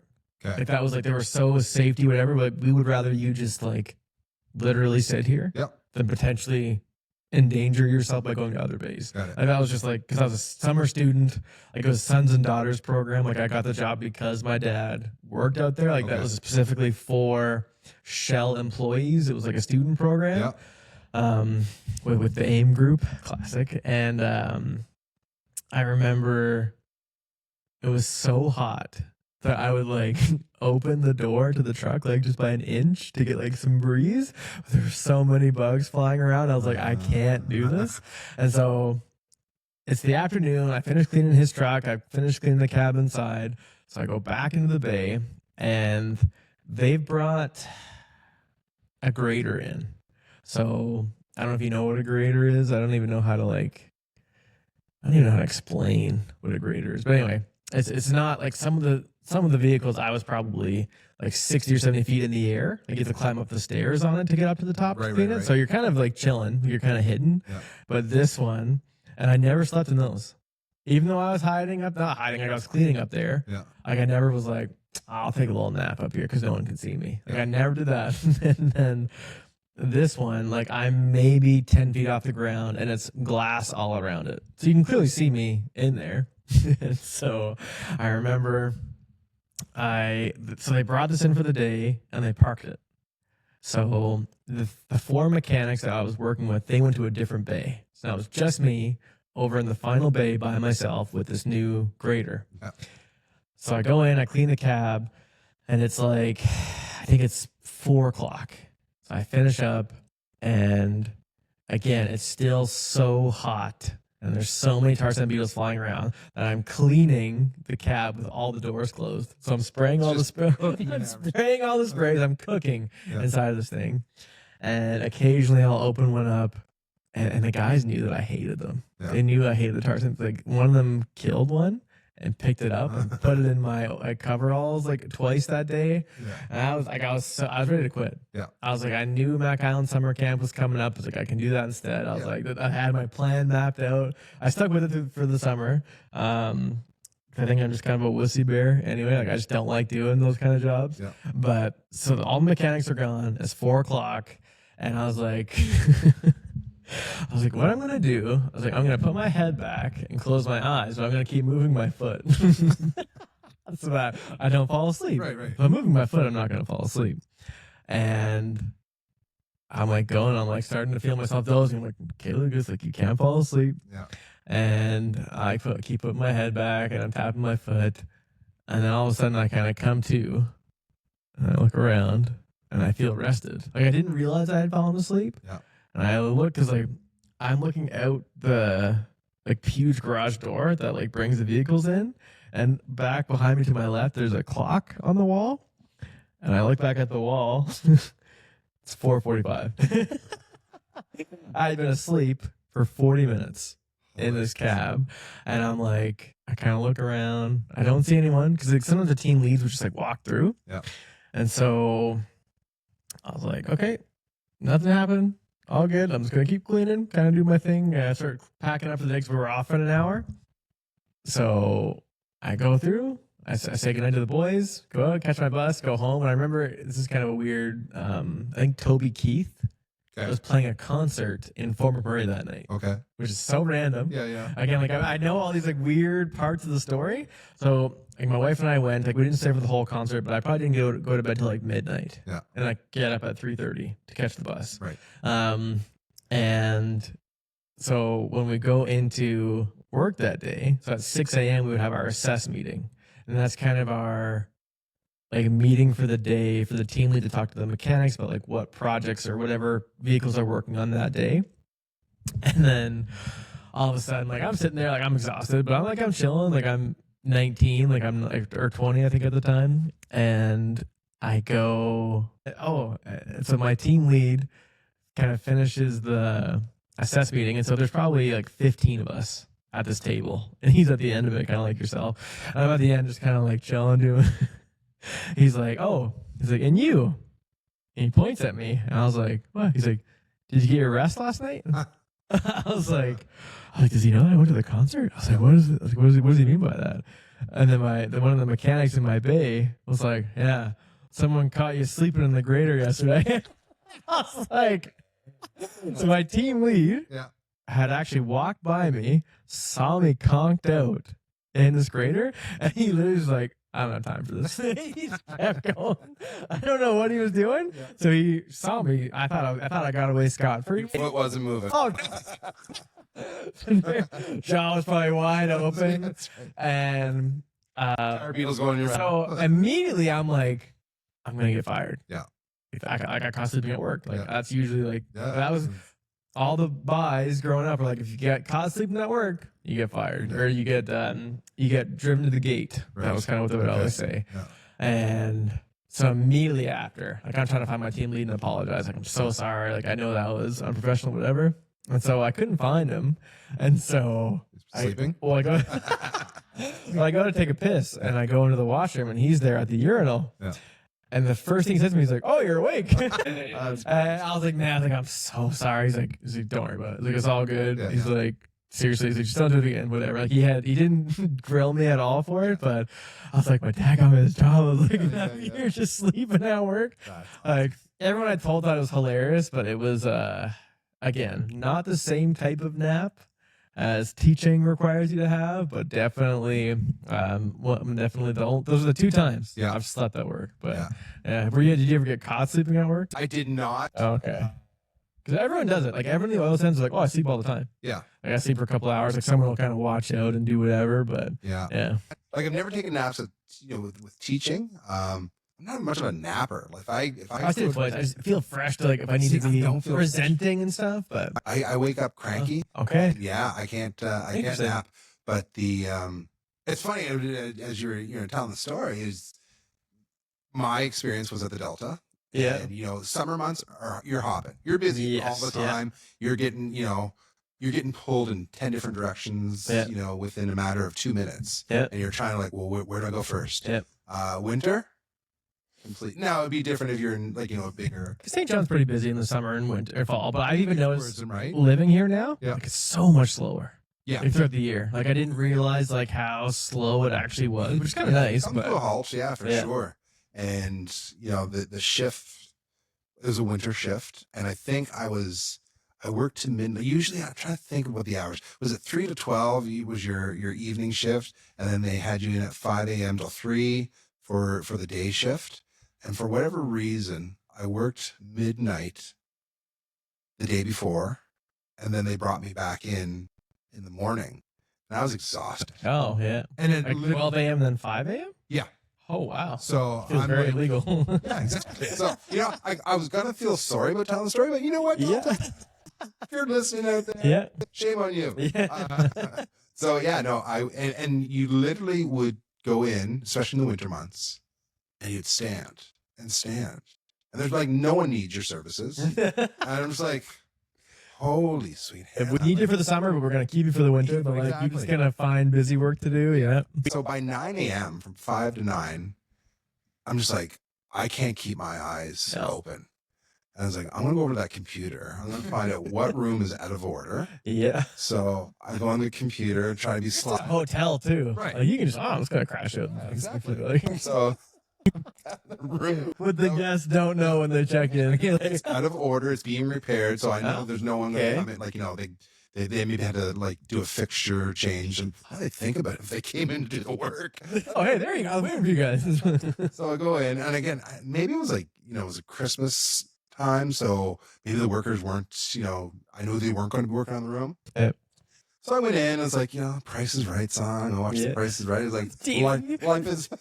life is good. And this is it. This best part was I totally fall asleep. Oh Like, yeah. I'm cutting logs, just like snoring, and I wake up, and I was like, what? And I look at the clock, it's 12 o'clock. I was like, oh, I was like, you know, I got a good couple hours sleep in here. And the best part was the Delta had like their staff room. Yeah. They would feed the workers. So I was like, hey, it's lunchtime. This is perfect. For my hour lunch. Take the elevator down, go have lunch. And it was like, you know, they would have amazing meals. Like, I don't know, it was like sometimes it'd be scrambled eggs, bacon. Well, I guess the hotel's cooking anyway, right? So it's probably just It's like usually whatever's more, extra, and they put it on. So, anyways, piled lunch into me, and was like, back up to bed. So I finished my my afternoon shift, and You went back to sleep? maybe it was a soap opera, and then yeah, checked it at 3. It's like It's like young, restless. and rested. It was great. Yeah. It's hilarious. No, my brother had a gig at a site once, and he said he's making like greasy money too, like $40-$50 an hour. Yeah, And he's yeah. like, my job was literally to sit by a meter and report what was on the meter every hour. And he's like, as soon as I would report at 11 o'clock, Yeah. they'd be like, okay, sounds good, thanks. He would set his alarm for 11:50. That's hilarious. He'd go to sleep, wake up, wait, 12 o'clock. Yeah, it's 38. Okay, sounds good. Thanks, Clark. Set it for 12:50, and you just keep going back to sleep and waking up. Like, That's amazing. and that's the part where I'm like, that's why teachers need to be paid more. Like, like my friend has told me, like being a teacher, because being a teacher is sometimes you feel like you're robbing society, sometimes you feel like society's robbing you. Yeah. And I think that's like I don't think I can sum it up at like my friend Conrad Drover. That's his signature quote. Yeah. And it feels like, but you know what? People I know are napping on night shift for like double time. And they're making like $110 an hour on double time. And I'm like, that seems a little crazy too. Yeah. But Yeah. Yeah. Yeah. It's not a fair world. it's not a fair world, which is fine. Yeah. But yeah, I think the gigs that create us, but I think so. Do you have a signature moment from high school or even junior high for yourself that you look back as like something that kind of still makes you cringe? Like, I know I've said some things that were on the level of cringe myself as a middle schooler, which I won't share. But actually, I'll tell you one thing while you're thinking. In my early rizzing days, as a young chap, Mm-hmm. I was in grade 6. So shout out Sarah Walsh here if you're listening. Probably not, but I remember it was my first. It was my first. I got a cell phone when I was in grade 3. which kind of looking back is kind of crazy. But my dad got it for like $6 on a Father's Day sale. Okay. And it was like this little flip phone, like nothing crazy. But I remember grade 5 or grade 6, I got the Motorola Razr. Classic. And that was I think still to this day, I think I'd rather have that phone. Man, I honestly think I would love it. that was no, it wasn't was my peak. first cell phone. It was peak. I had a Motorola, Chocolate flip. but the Motorola Razr It was by like, it was far killer. was the best. So sick. I don't know what was so sweet about it, but You know, and the voice recognition. Yeah. like, you know, call. yeah. I could say, you know, call Lucas, and it would always immediately. I Yeah. don't get that with other phones. No. But it was durable. Like, Oh, dude, it was so thin. I loved it. I love it. I would still, to this day, like, if I didn't have just like all my music and stuff on Yeah. an iPhone, I would get a flip phone tomorrow. Like, I hate how like ingrained I am to doom scroll on it. Yeah. I just like go on Instagram and look at like random things all the time. But Oh, it's just like a rabbit hole. so my story is like when you give an 11-year-old a phone, Yeah. and I remember I had a funny thing where I was like scared that my mom would find out that I was texting girls. Right. So I'd memorize everyone's phone number. Like I remember I went to my friend's like party in grade 6, and I got like all the girls in my class like phone numbers. We were always like changing numbers, Yeah. and I would always like I knew who they were by the phone. So my mom would know who I was texting as she went through my phone. Yeah. So anyway, but Sarah, my dearest crush of grade 6. Yeah. I remember I texted her and I said, "'Tis the east and Sarah is the sun." Pulling out a Shakespeare line to try and pull out the W Rizz from myself back in grade 11, but it was I think that to me is it's a moment like I don't really care now. Obviously, like this is friggin' 13, 14 years ago, 15 years ago, Yeah. 17 years ago. What am I saying? Yeah. So, but it's like it's such a classic junior high. Like you think you're saying the right thing, but it's absolutely not the right thing. Yeah. But high school was a little different. I don't think I said anything like too cringy, but like is anything coming to No, mind? actually, for it's you there because I don't know if it's I'm loathing you right now because the age gap. Because the whole time I'm not even thinking about my cringiest moment because Okay. I'm thinking about What I did last year? you had a cell phone in grade Yes. 3, Yeah. and I think I probably had an abacus. Yeah. If there was We no, played chess when I there's no cell phone. No. Like, in high school, I had no cell phone, and the junior high days, just kind of sick though. it's crazy. That's sweet. That like So there's cell phone. There's a hot topic. yeah. My gosh, I wasn't texting girls in junior high. What we would do is we'd call on the radio station, and you would request a song, and you'd try to be The Radio Rizz. Oh yeah, but you just give your initials like KH to SS or like dedicate like they're gonna pick up on that code that was the secret love letter. yeah. I don't think anyone's making requests anymore. You're like on sending radio. pigeons on the like Always. wartime. Like, well, I remember. So, like, I remember still like having because like no one has house phones anymore. Like, rarely. I do. Do you still have a home phone number? I do. Well, really? Yeah. Wow. We got rid of my mom even got rid of ours like a few years ago. Yeah. And my, But all is I don't need it. yeah, like my It's just a in-laws. security thing for Yeah. for school for the kids. Fair enough. Yeah. Yeah. I feel like I'm ancient in that sense. Like, Yeah. I know. I kind of love that though. That you have a home phone, like a cordless phone. Yeah. I remember, like, because I'm talking on the phone, like parents can, like, they can listen in on your conversation. Oh, yeah. If they're upstairs, they can like can't talk and they can hear what Oh, you're yeah. saying.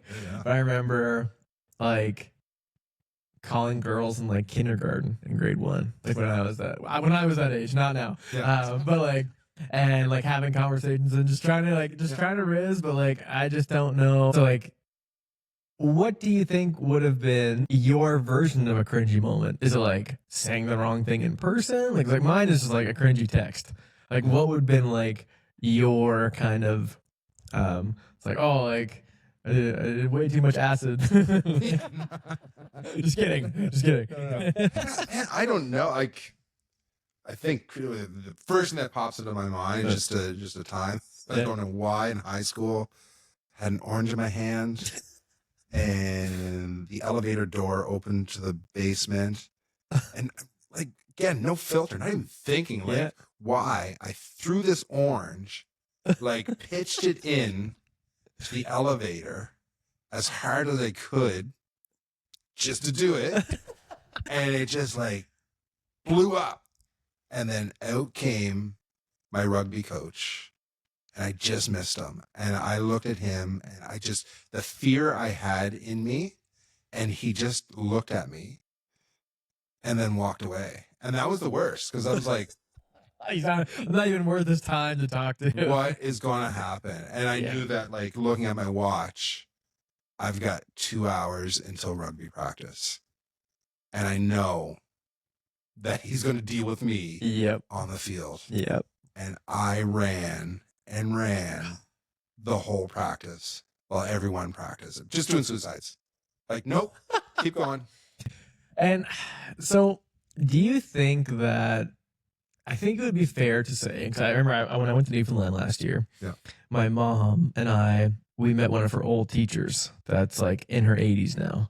And she said when she started teaching, what you got from the government was your like lesson planning book and a strap. Crazy. Like you hit kids and you plan lessons. This is what teaching is. And now go ahead and do it.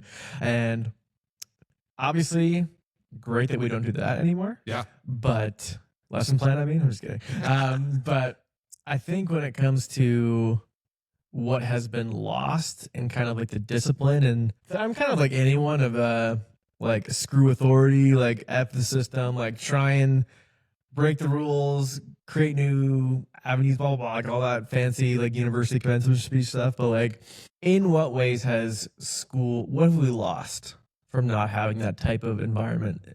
Because I think it is, like, I don't think when that woman was teaching, it would have been like, it's all about building relationships. Like, that's not what they would have said to her. All about using leverage. It's like, make sure you use your right hand. Yeah, exactly. Like that really, and go to the back of the neck, that's really where it works. Yeah, no, it's funny. I think when you talk about that's obviously way too far off to one side. And then I don't want to say that now we're on the opposite side of things, but we definitely have to find that happy medium that there's I guess control in the classroom. The students have a sense of worth in the classroom, because I remember being in elementary. Now they didn't use the strap, but it wasn't that far removed. I remember my elementary principal, if you went into the office, the strap was there. So it's like, here it is. Like, so I think it was like they kind of scale back a bit. Like, listen, you can't strap, but you can put it on display. Yeah. But they don't know you can't use it. Yeah. It's the first step. And, and on a side note, my father, he dropped out in grade 9. Okay. I don't know what it was. I think he got caught taking like a front loader, and he took a first spin. Nice. Why not? Right? Why not? I want to see what this does. There's skis in here. It's for someone. Then the principal gave chase to him. Yeah. And his response was like, I'm just not going to school. So he didn't go for a couple weeks, and I think the principal called and talked to my father. I remember my dad telling me the story, and it was you got to get back to school. And then my dad's like, I will come back to school if you promise not to strap me. Yeah. He's like, you have my word. And so he went in. First thing he did, strapped him. Yeah. So he's like, I'm out of this place. And wow. And, you talk about like, some of these driving forces that got me into education. That was the number one. Because I remember Dad always advocating like, become a teacher, but also, look out for those kids that, that might be, troubled or going wayward, and then, try to make those connections. Yeah. Because he kind of, luckily he got back into, he's a very smart man, but, was burned by the system, and, had to kind of make up for lost time later in life, which he did. But, so that was definitely a driving force. And I forget what the original question was, but I actually don't even know either. See, that's the beauty of the podcast. It just kind of goes in a becomes its different own Yeah. its own lane. I know, most embarrassing moment. That's how we started. But I don't know how we got to. I think if I look back every day, I probably had an embarrassing. Yeah. Well, I just like. I think you're you're trying so hard to be accepted. Yeah. Like you're always gonna do things that are stupid and like probably ill-informed at the time. Yeah. But this is a question I've been meaning to ask you, and the question is because I think in my quest for maturity, and it's not going well. You were asking the wrong person. Yeah, like I feel again like the parts of my brain that are still 15 and 16 is like any sort of fart or poop joke. I am like all over it. Like I don't know. There's nothing I find funny. Material. It's the best material. Like, but have you? I don't want to just ask you, have you ever pooped yourself? Because, like, obviously you have, but, like, what? You mean obviously? Like, well, I mean, everyone does. I look at you and you're obviously. Like, you strike me as someone who does this a lot. No, I was kidding. But, like, I remember for myself, like, it always happens at urinals. I don't know why. It's almost like you feel like you have this freedom, like you're releasing, letting things go, and you try to do the two at once, and you really, all that comes out is the two. And that's kind of been my story so far. But I remember, too, I don't think I've been dating my wife that long. I think it was I have another story too. Okay. So we're in her living room in my father-in-law's house now in Fort Mac, and I was so sick. Yeah. He had made me like, I kind of want to say it's like poor man's beef stew. It's like the canned meatballs and mushrooms and stuff, and like I shouldn't even call it like, it's just like he loves canned food, and like I do too. Like, but something had gone on. I think it gave me food poisoning, and it just wasn't good. Like I remember my wife and I went for a drive later that night, and I was so sick I had to pull over and poop on the road. No, I was kidding. But she had to drive home. Yeah. I was in agony in the passenger seat. And so the next day we're sitting on her couch and I'm like standing in front of the TV and I just like fart. And it's just liquid. Yeah. That's all it is. And I'm like, I just put my pants. And she looks at me and she's like, we just took a new step in our relationship. Like it was just so unexpected. But this is another embarrassing story. Like, I'll ask you first. Have you ever pooped in your bed? In my bed? And slept in it? No. You are a better man than I am. But no, I think one of my all-time favorite restaurants is the Keg. Yeah. Like, to me, like in Fort Mac, it was kind of the only like somewhat nice restaurant. Like we got like probably a dozen like really nice ones here in St. John. The Keg is really the only one in Fort Mac, so we'd go there like quarterly, like for celebrations, whatever. Food's so rich, though, eh? Oh, but it's so good. It's so good. But so this is the thing. I was so sick. This is grade 12. Because I remember, it's kind of funny because like I remember in grade 12 I lost like 30, 40 pounds, but it actually started because I got the stomach flu, and I lost like 12 pounds in 2 days. Wow. And I remember when I lost all that weight, I was like, I'm just gonna try and keep losing weight. Like it actually started like a health kick for me, which is kind of like good and looking back on it. But I went to go meet my parents at the Keg. So I had like my license and I drove down and I met them. And like I was feeling sick beforehand. And I get there, I sit in the booth. And like, so the Keg has got like free bread that you kind of get to start. And like, so we're having some bread and I'm like sitting there. And I'm like, I don't think I can eat. Like I had ordered a steak, like had the whatever. And I left before our supper came. I went back home. I was like, I am so sick right now. And so they got my steak boxed up, brought it home. Even the next day, couldn't eat it.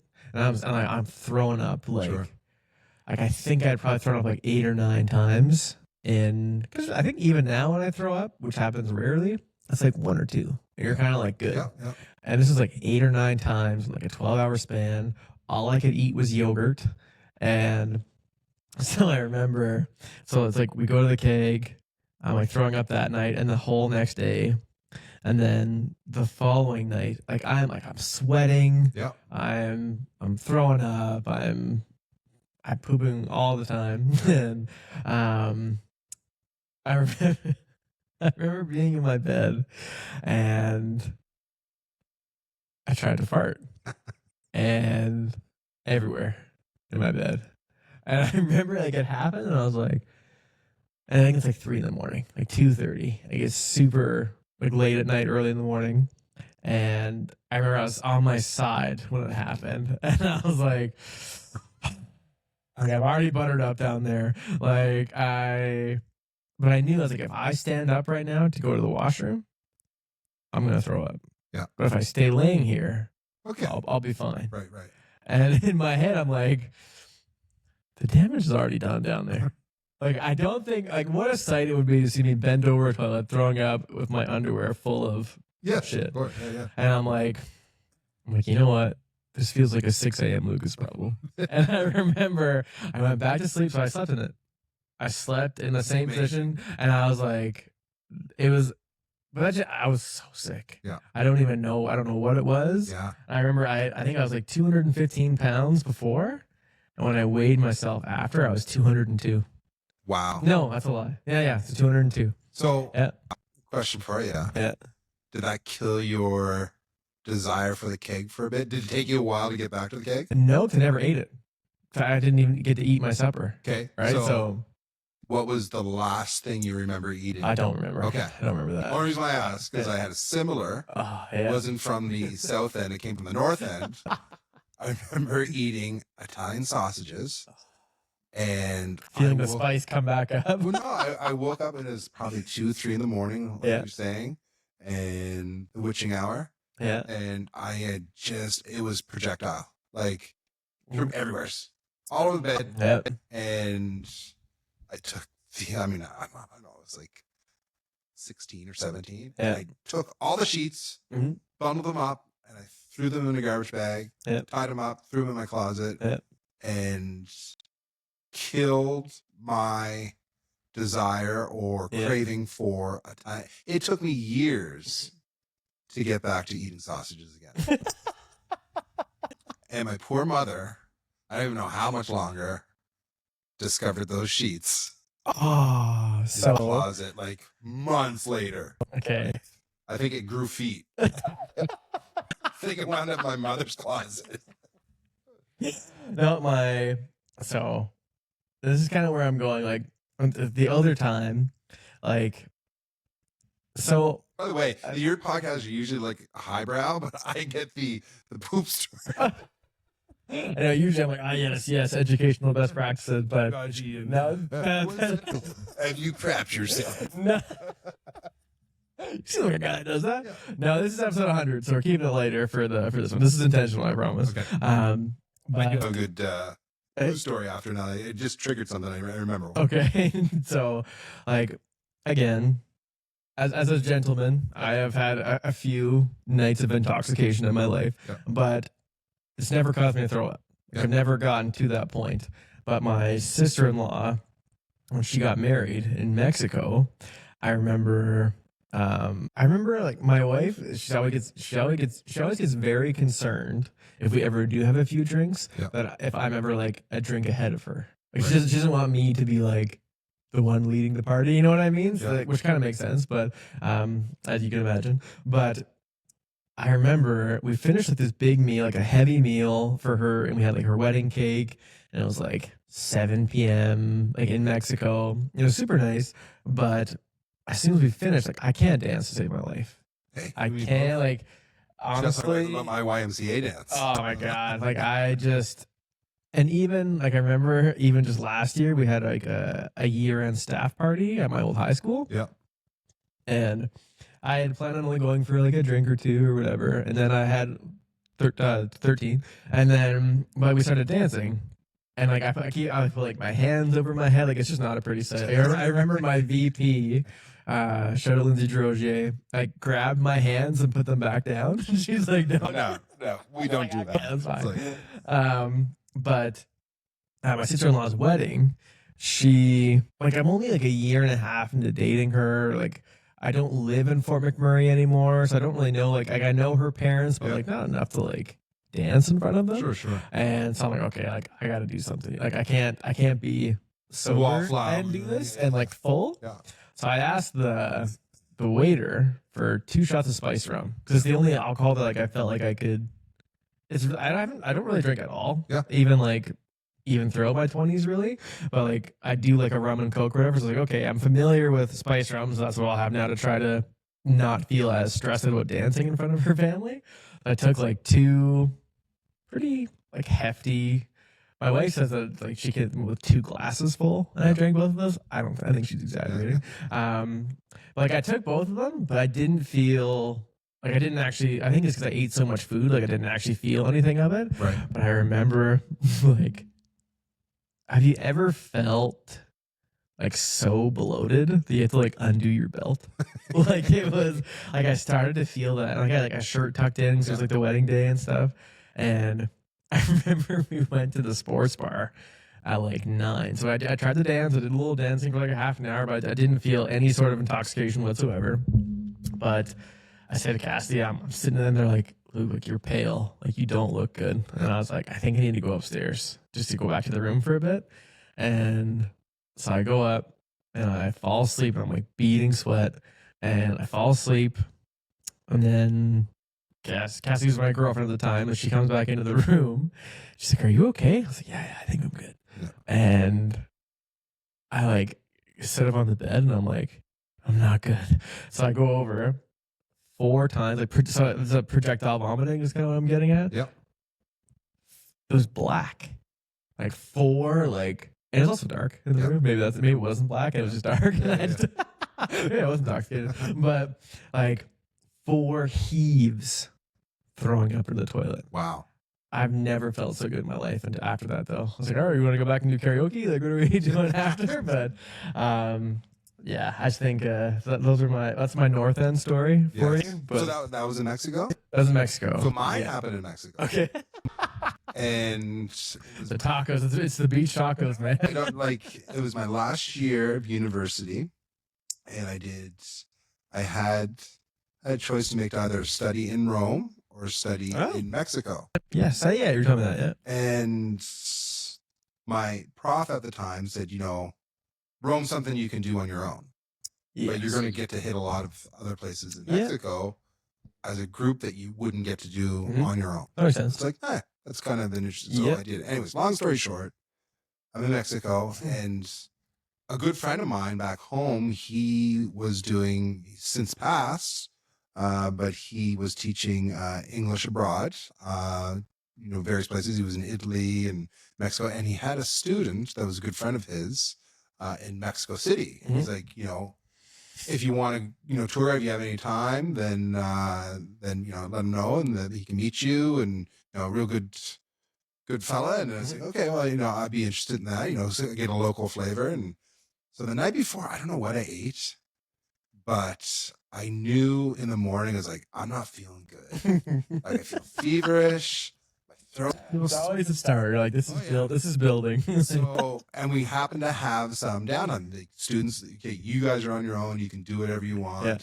So I was, emailed this person, like, Brad said, would you be interested in meeting? Yeah. They're like, yeah, absolutely. Meet me at this, the Zocalo. I was like, great. And on the walk, I'm like, I am not feeling this. Like, and again, this is before cell phones, so there's no way. Like, this is happening. Yes. Right? We have to. Like we can't. We have to meet. Right. We can't Irish goodbye. Right. It's I can't no show, and then that's in bad. Brad would like be offended. I was like, so I'm going through this, and every step I took, it just kept getting worse. Especially walking in Mexico, that sounds horrible. Oh, it's smoking hot, and I'm like, beads of sweat. I'm just like, oh, like. So I get there, I'm just like, nice to meet you. And like, not really, but yeah. He's like, well, can I show you these places? Like, yeah, that sounds great. And then I realized, like, I need, probably after about a half hour driving around in the car, seeing all these little spots and getting out and looking at, I was like, that's great. Like, I'm just not being a good kind of recipient. You're like, I'm checked out. Like, I don't feel like saying, like, here's the issue, right? Like, it's like, Like you're speaking words, but I'm actually about to let loose on my south end. So then they're like, well, what do you want to do now? And I'm thinking like, I need to get to a toilet. Like Yeah. this is happening. Body's rejecting something, and it's got to happen. Now, have you seen the movie Dumb and Dumber? When he gets the X, so it's like everything. Just picture it like that is me. Although no one, sabotaged. Me, I hope. And they're like, so I forget the fellow's name. He said, would you want to go see a movie? I was like, Yeah. And in my mind, I'm thinking, movie equals a clean bathroom. Yep. Movie sounds awesome. Let's go see a movie. So as soon as we get in the movie theater, I'm like, I need to go use the washroom. I'll meet you back. And he's like, yeah, absolutely. I get in. It's just you and him? Yeah. Okay. So go into the stall, like paint job, like just Jackson Pollock, if you're familiar with that artist who's just like splatter. Right? And I was like you said, like instantly, like I feel better. Yeah. But like Dumb and Dumber, Yeah. I go and there's no toilet paper. No. No. I was like, now I get in a whole other dilemma. And then I go to the next one. No toilet paper. I'm not even joking. No. I had to go to the very last one, and finally it's like, okay. So yeah, I guess That guy's telling stories about you. Yeah. Anyways, that's my story. It's hilarious. That qualifies as my cringiest moment. Oh too. my I gosh. was in school. but Well, 'cause I learned a lot though. It's just scary because you can't control it. Like you have no control over that situation. Absolutely. Like usually you can kind of be like, okay, like when you're gonna need to pee on a road trip, like I can hold this. Like I can figure out until I get there. Yeah. But when you're being like forced to do that, but Yeah. no, you kind of also triggered another one for me. Like I was gonna ask you, kind of building on earlier in the story, or in our conversation, which is a story, about like your kids' personalities and stuff. Right. The question was going to be, which one of your kids do you think is most likely to throw the first big house party if you were out of town? And so while you're thinking about like, you might already have an automatic answer. Okay. My brother threw a party at our house when I think we were all out of town. This is Josh. And I also threw another party. I threw one party myself later on in life, which he took the blame for and got kicked out for, which was hilarious. That's a whole other thing. When he threw the party in my room, we had like, I don't really know why, but I feel like every family just eventually accumulates like a box of cords. Yeah. Like you don't know what's in them. It's like, this is probably from a VCR from 15 years ago with like the red, yellow, and white like things that go into the back of the box. And we had a bunch of them with our old GameCube. Remember the GameCube? Oh yeah, of course. And it was in an orange bin in my bedroom closet. And I remember for like 2 months, there's like a weird smell in my room.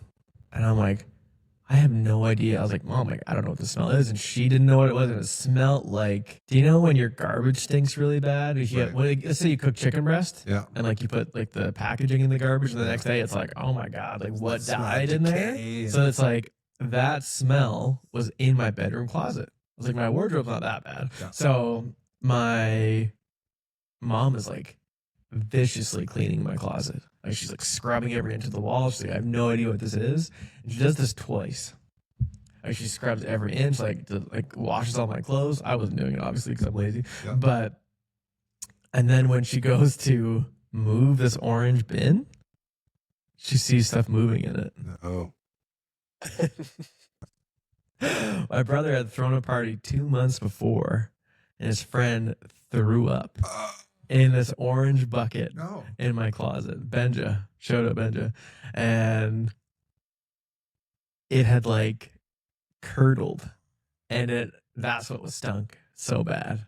So all those cords that were in there, I think I had my old Animal Crossing memory card in there. Devastating. Had to get rid of that. Yeah. But yeah, so my brother threw the house party, and like obviously it's we didn't know about the party until we saw that Benja threw up in. So I don't know what he was doing in my room. First of all, and why he was throwing up in my closet, but he was he had a bit of a reputation for being a thrower upper. But so which one of your kids do you think will be the most likely to throw the first house party?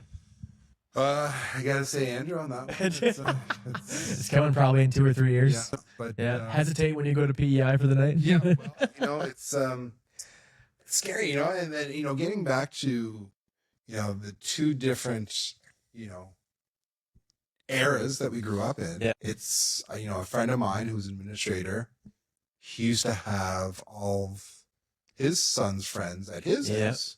Yeah. And I was like, why do you do this? Like, that's crazy. He's like, well, I can monitor this. And so let's put this into perspective. Yeah. Like, this would be a principal of a school having like technically underage kids drinking in his home. Well, but like that's in modern day, it's like arrest this man. Like he shouldn't be working, blah blah. But like, so yeah, go on. I think I agree with your perspective. But I'm just wondering though. I don't know, I don't even know if he would allow for. I don't know if there was drinking though, but it was the hangout spot. Okay. And there'd be lots of kids there, and like, why do you do it? He's like, I can monitor. I think for that reason, nothing under my roof or. But the big thing that I took away from it too is I want our place to be that place. Yeah. I want that safe spot. I want the kids to know that they're welcome there. Because they're going to do it somewhere else. Right. If you don't. 100%. With a parent who likely doesn't care. But the best thing that I got from was no cell phones. Yeah. The kids have to hand their cell phones in. I was like, why do you do that? He's like, you kidding me? Like every single kid, you can't, 5 kids. And those 5 kids text someone else and they text someone. He's like, you will in in a matter of half hour have usually have like 50. Yeah, easy. Yeah. And then that just keeps multiplying. And I was like, okay, this is a different time because that's not how we didn't have those devices obviously in high school, but I know word still travels, but not as quick as a text message. Yeah, it's scary. Yeah, and so even like I want you to tell me the story about not the story, but one of the things that even as Maxwell, I assume one day will experiment with things, and you don't have to tell me the one story that you're probably thinking I'm asking you, but like when it came to like experimenting with substances, I want you to tell me your chocolate chip cookie analogy. Oh, yeah, this is like so what you're concerned about because like obviously the kids are probably gonna drink, probably smoke pot a couple times, like it's probably going to happen wherever it happens, but like this was again, a different time, kind of a scary part with like the fentanyl, but like I liked your example here. Yeah. So again, looking at my high school experience versus present day, 2 totally different times. Yeah. And I'll be honest and say that, my biggest fear for my children is, if they get into that experimental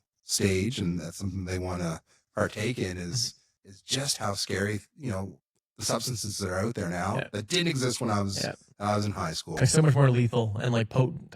And use even THC, like I feel like from what I hear is a lot more potent. Like you can actually like purposely get more potent percentages. I think there's definitely a study to be done about the psychosis that especially when the brain is still developing, and then you're introducing these, substances, what the effect has. And I think the potency of THC is much higher than it has been in years. And I know the studies are out there, like comparing like the 1960s when that culture really celebrated. It's like a 50th of it. 100%. But then you throw in on top of that, like these really, really harmful substances, like you said, fentanyl, which is on the streets, and I mean, you see it around us. Like, well, even talking to Chris, who we coach with, like I said, I've got friends like dozens of ODs a night, like in the same town. Yeah. So that my fear is there, and my fear is like for any kid to be in a situation where they, it could be that they're just drinking, they're intoxicated, someone passes them something, and like I say, you don't know how lethal these drugs are. And I'm starting to have these conversations with my son now that he's getting to that age. You can't control the potency, or you don't know what the potency level. And getting to what you're talking about, the cookie analogy. I said to him, like, then chocolate chip cookie. If you bake a batch of chocolate chip cookies, do you know how many chocolate chips are in, say, one cookie? Of course, the answer is no, Yeah. because you don't control. They're all delicious, but Right? I'm going to eat them all, but Yeah. I don't know how many, one might have 3 and one might have 5. Like, Yeah. I don't control how much is going in there. And I think on the same lines of that with, these drugs like fentanyl, which, when used in a hospital, like they're controlled. They know they regulate it, but these are not regulated drugs. And you're seeing kids overdosing, because they're super potent. They don't know how much is in, whatever that pill form is that they're taking and ingesting. Especially pills. Pills have always freaked me out. Yeah. I've never taken pills myself. Like obviously Tylenol, that's not a pill, but like, okay, you see like kids in the US that would do like prescription roulette, and they're just like emptying their parents' prescription drawers and just like taking. I'm like, that is so. Like, I know, and mind blowing to me. And again, and then the same, because it did not exist. For me in high school, that culture or that it wasn't there. But you're seeing a lot more often now, and it's scary.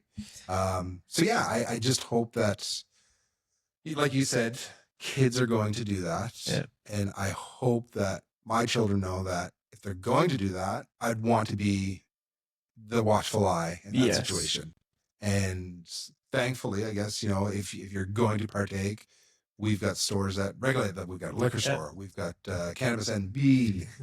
So they exist, and I think that has to be the spot because, Do you have like a coming of age moment of like your first like non-bowling pizza party that you didn't expect? Because like when I remember when I was in grade, so I remember grade 8. So obviously you're 13, and like I think in that year, like one of my friends had like a birthday party, and it was like, oh yeah, like we're gonna go to the movies and like go bowling, like kind of do like the kid thing still. And I remember there's 2 moments for me, like like again, like super religious household that I grew up in, but I don't think I told you this story. But my hockey coach, I was like really good friends with his son, and I always played on his team. And so I'm 13, 12, I think. And so there's a junior hockey team in Fort Mac called the Oil Barons. And my parents were going to go to a game. And so my friend had a party. They were going to drop me off. I was going to hang out at their house.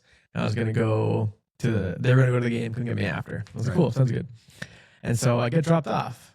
I literally think I'm 12. And I walk in the front door. And all I see is like my coach up at the top of the stairs. He's like, hey, Clark, like, how's it going? I was like, oh, good, good. He's like, your parents not good with you having a beer? I was like, what? I was like, no. I was like, I'm 12. Like, and they're not chill with me having a few beers. But he was like, I thought he was kidding. He's like, oh, okay, no worries then. So I go downstairs. And so Jeffrey, whose house I was at, he's a year younger than me. And like most of the people there are in the grade below me. So like grade 7. And there's like 15 kids in here, and they're playing beer pong with Palm Bays in the house. And I'm like, what is going on? I'm not ready for this. I was like, I will get in so much trouble if this happens. Like my dad's really good friends with Jeff at the time. Like they coached together for like probably 5 years, and because my dad didn't care. Like if I had gone and said, "Oh, Dad, I had a Palm Bay," he'd probably been like, "Oh, Luke, you shouldn't be doing that." But like he wouldn't. Like, he was a kid. My dad would like drop acid all the time, and like I think he told the story that he would like steal cars for fun, like when he was in high school. Like it was like he was kind of like I'm not like a rebel. That sounds cheesy, but like he experimented and like did the things and like loved AC/DC and like the whole whatever. Sure. And had the long hair. But my mom, like, she would have killed me. She's like, Luke, like the devil's there. Like you can't be there. That's where the devil is. Like, okay, cool. And so I remember going in, and I go into the bathroom after, and I remember like looking at myself in the mirror and being like, I can't be here. I called my mom. I was like, I can't be here. For whatever reason, like I don't know what it was in me that wasn't like, oh, I'll try and have a few and get away with it. My thing was like, I need to leave. Like, but it wasn't even like I was uncomfortable being around it or them doing it. I was like, and not even like I didn't want to do it. I'm like, I just can't do this. Like I'm not, like I'm 12. But I remember, so this was like a few months later, first week of grade 9, and there's a house party, and my mom drops me, and she goes, and she drops me off. I was like, oh yeah, like all my friends are going to this party, and she's like, oh, like and they're like, what are they doing there? I was like, oh, I have no idea. She's like, I like this girl's house, and there's a bunch of us going over, and she's like, okay. She's like kind of feeling weird about it, and like I didn't think anything of it. I was like, it's a birthday party. Yeah. Like we're chilling. So we pull up to this like it's like the trailer park in Fort Mac. Okay. And so we pull up in front, and there's like a bunch of kids outside, a bunch of like kids in like grade 11 and 12. That I Fort McMurray was big enough, but also small enough that you kind of also knew a lot of the high school kids still. Like, there's only 5 high schools there. So my mom like kind of looks at me. She's like, "You sure? Like this is like a chill party?" I was like, "I think so." Like I actually didn't know what I was walking into. Yeah. And then I walk in. There's like people doing cocaine on the counter, and there's like beer and like liquor everywhere, and I'm like, I am not ready for this. Yeah. So my mom leaves, and I remember this is kind of funny because I got labeled in high school as like the pop and chips guy. Okay. Because like I'd go to parties and not drink. Yeah. But it was kind of fun because I actually like DDing for people and like watching other people get drunk. But I remember going and sitting on the couch, and there's a guy named who was like, let's just say he enjoyed dabbling, and he played in the football team. Like I kind of knew him, and I sat down next to him, and he was just like down in liquor next to me, and I'm like, her name was Brittany, the girl that hosted the party, and I kind of walked around looking for her. There's probably like 50 people there, and I was like, okay. So I walk out to the yard, and my friend Jared is there. And he's just like smoking a joint in the yard by himself. And it's kind of like the bathroom 2.0. Yeah. But I go outside and I just sit with him for a bit, and I'm like, because all of my friends all smoked pot from like grade 5 on. Wow. Grade 5? Yes. Like grade 5 and 6. Like I had this core group of friends in Dickinsfield. Yeah. I never, except for once, partook. But I loved like going to McDonald's with them after. They like all had the munchies, which was just hilarious. Yeah. So that was pretty common. Like I don't know why it was weird to like go from like being with my friends and them smoking weed all the time to then go into a party where older kids are doing it. Yeah. Like obviously seeing cocaine being consumed for the first time was like, I'm 14. Like I can't be doing this. Yeah. So I guess all I'm saying is like, how do you, and that's kind of where we're going with like the handling the coming of age moments for your kids. Cause I think, has there been moments that it's kind of been already happening in a sense that you like kind of didn't really expect? Like has Andrew kind of told you like his friends? No. Okay. I'm lucky in that sense. Like it's a good. It reminds me of my childhood. Like again, it was simple. Junior high. Yeah. It was all right. If it's fall till spring, after supper, we're playing ball hockey, and that was like up to grade 9. I love that. And that's what it was all about. And then in the summer, which again, didn't have cell phones, didn't need to text. It was like, you knew you showed up at the ball field at 9 a.m, sometimes even bringing lunch, and you played baseball all day. Just pick up ball. And that was my childhood. Mm-hmm. And it was, I was lucky in that sense. Now, was there stuff going on? 100%. Yeah. But we was like, that's not cool. Yeah. Like, I'm playing ball hockey. Well, it was almost like shamed. Yeah. Like, dude, what are you doing? Like, we're playing hockey. Like, you're gonna not perform as well if you do that. Yeah, it's kind of like we're gonna lose. Yeah. Yeah. Because I remember going to Newfoundland in the summer. There was like Betty's Snack Bar, which is like small town. Like I'm from a town of like 500 in Newfoundland, and like the 18 kids in Kings Point, we would play softball all the time. Yeah. And in between, we would go up to Betty's to get chicken fries and poutine. Living life. Oh, dude, pineapple crush. Yeah. Crush it. Go back to the ball field. Yeah. All day. I loved it. Like, do you play softball or anything now? I don't. And it's love softball. Yeah. I feel like some guys take it too seriously. But yeah. I don't know. It's something that I like the first like I did throw a house party myself. It was only like 15 people. Like, it wasn't that bad. I remember I can't tell that story. Okay. So, Mr. Harquail, I have 2 more questions left for you. all right. Good sir. Good sir. There's 2 quotes. And I didn't put them on the list. I said quotes to wrap up because I don't want you to see the quotes. The first one is I see yourself as someone I want to embody. I see somewhere and kind of model myself after.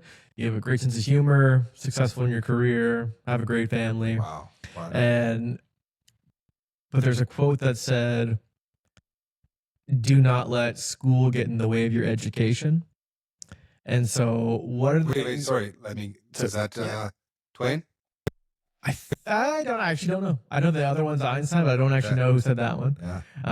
But what are some of the things that you feel like have helped you become successful in life that you would not necessarily have learned in a classroom? Let me process that. What is something that... So things that would have like made you, like traits that you try to exemplify in your everyday life that you wouldn't necessarily have learned from like a curriculum outcome in a classroom from a Okay, teacher. yeah.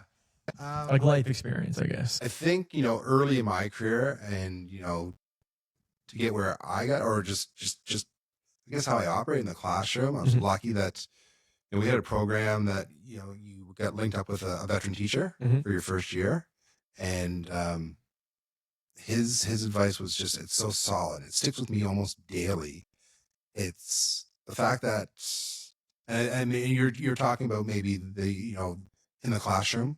In the classroom or just in life. Well, I'll tie it too, immediately. I think just my upbringing, my family, getting back to my brothers, even like, my parents, like, being that voice for someone that doesn't have that voice, and which sometimes can be challenging for me because I can be that quiet, reserved guy. Like if I'm in a room or a packed room, I'm usually, off to the side, just watching it all unfold. But again, really advocating for that person who doesn't have that voice has always been kind of the ethos in our Harquail family.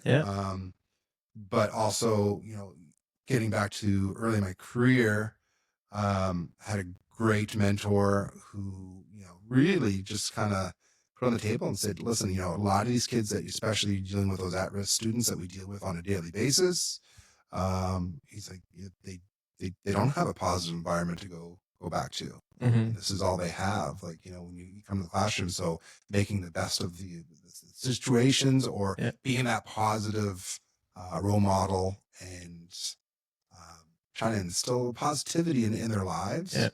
I think we need more of that. Beautiful. All right, I have one more for you. Oh boy. It's kind of on a similar note, but education is what remains once one forgets everything that they learned in school. So what is it that people will take away from their time with you that they won't get anywhere else? Ooh, that's heavy, man. What? Fart jokes? Appropriate school stories? I'm hoping, just, doing the best you can, right? And wanting the best. And that's my biggest fear is that, you can't, sometimes you don't register with all the students out there. That can be frustrating.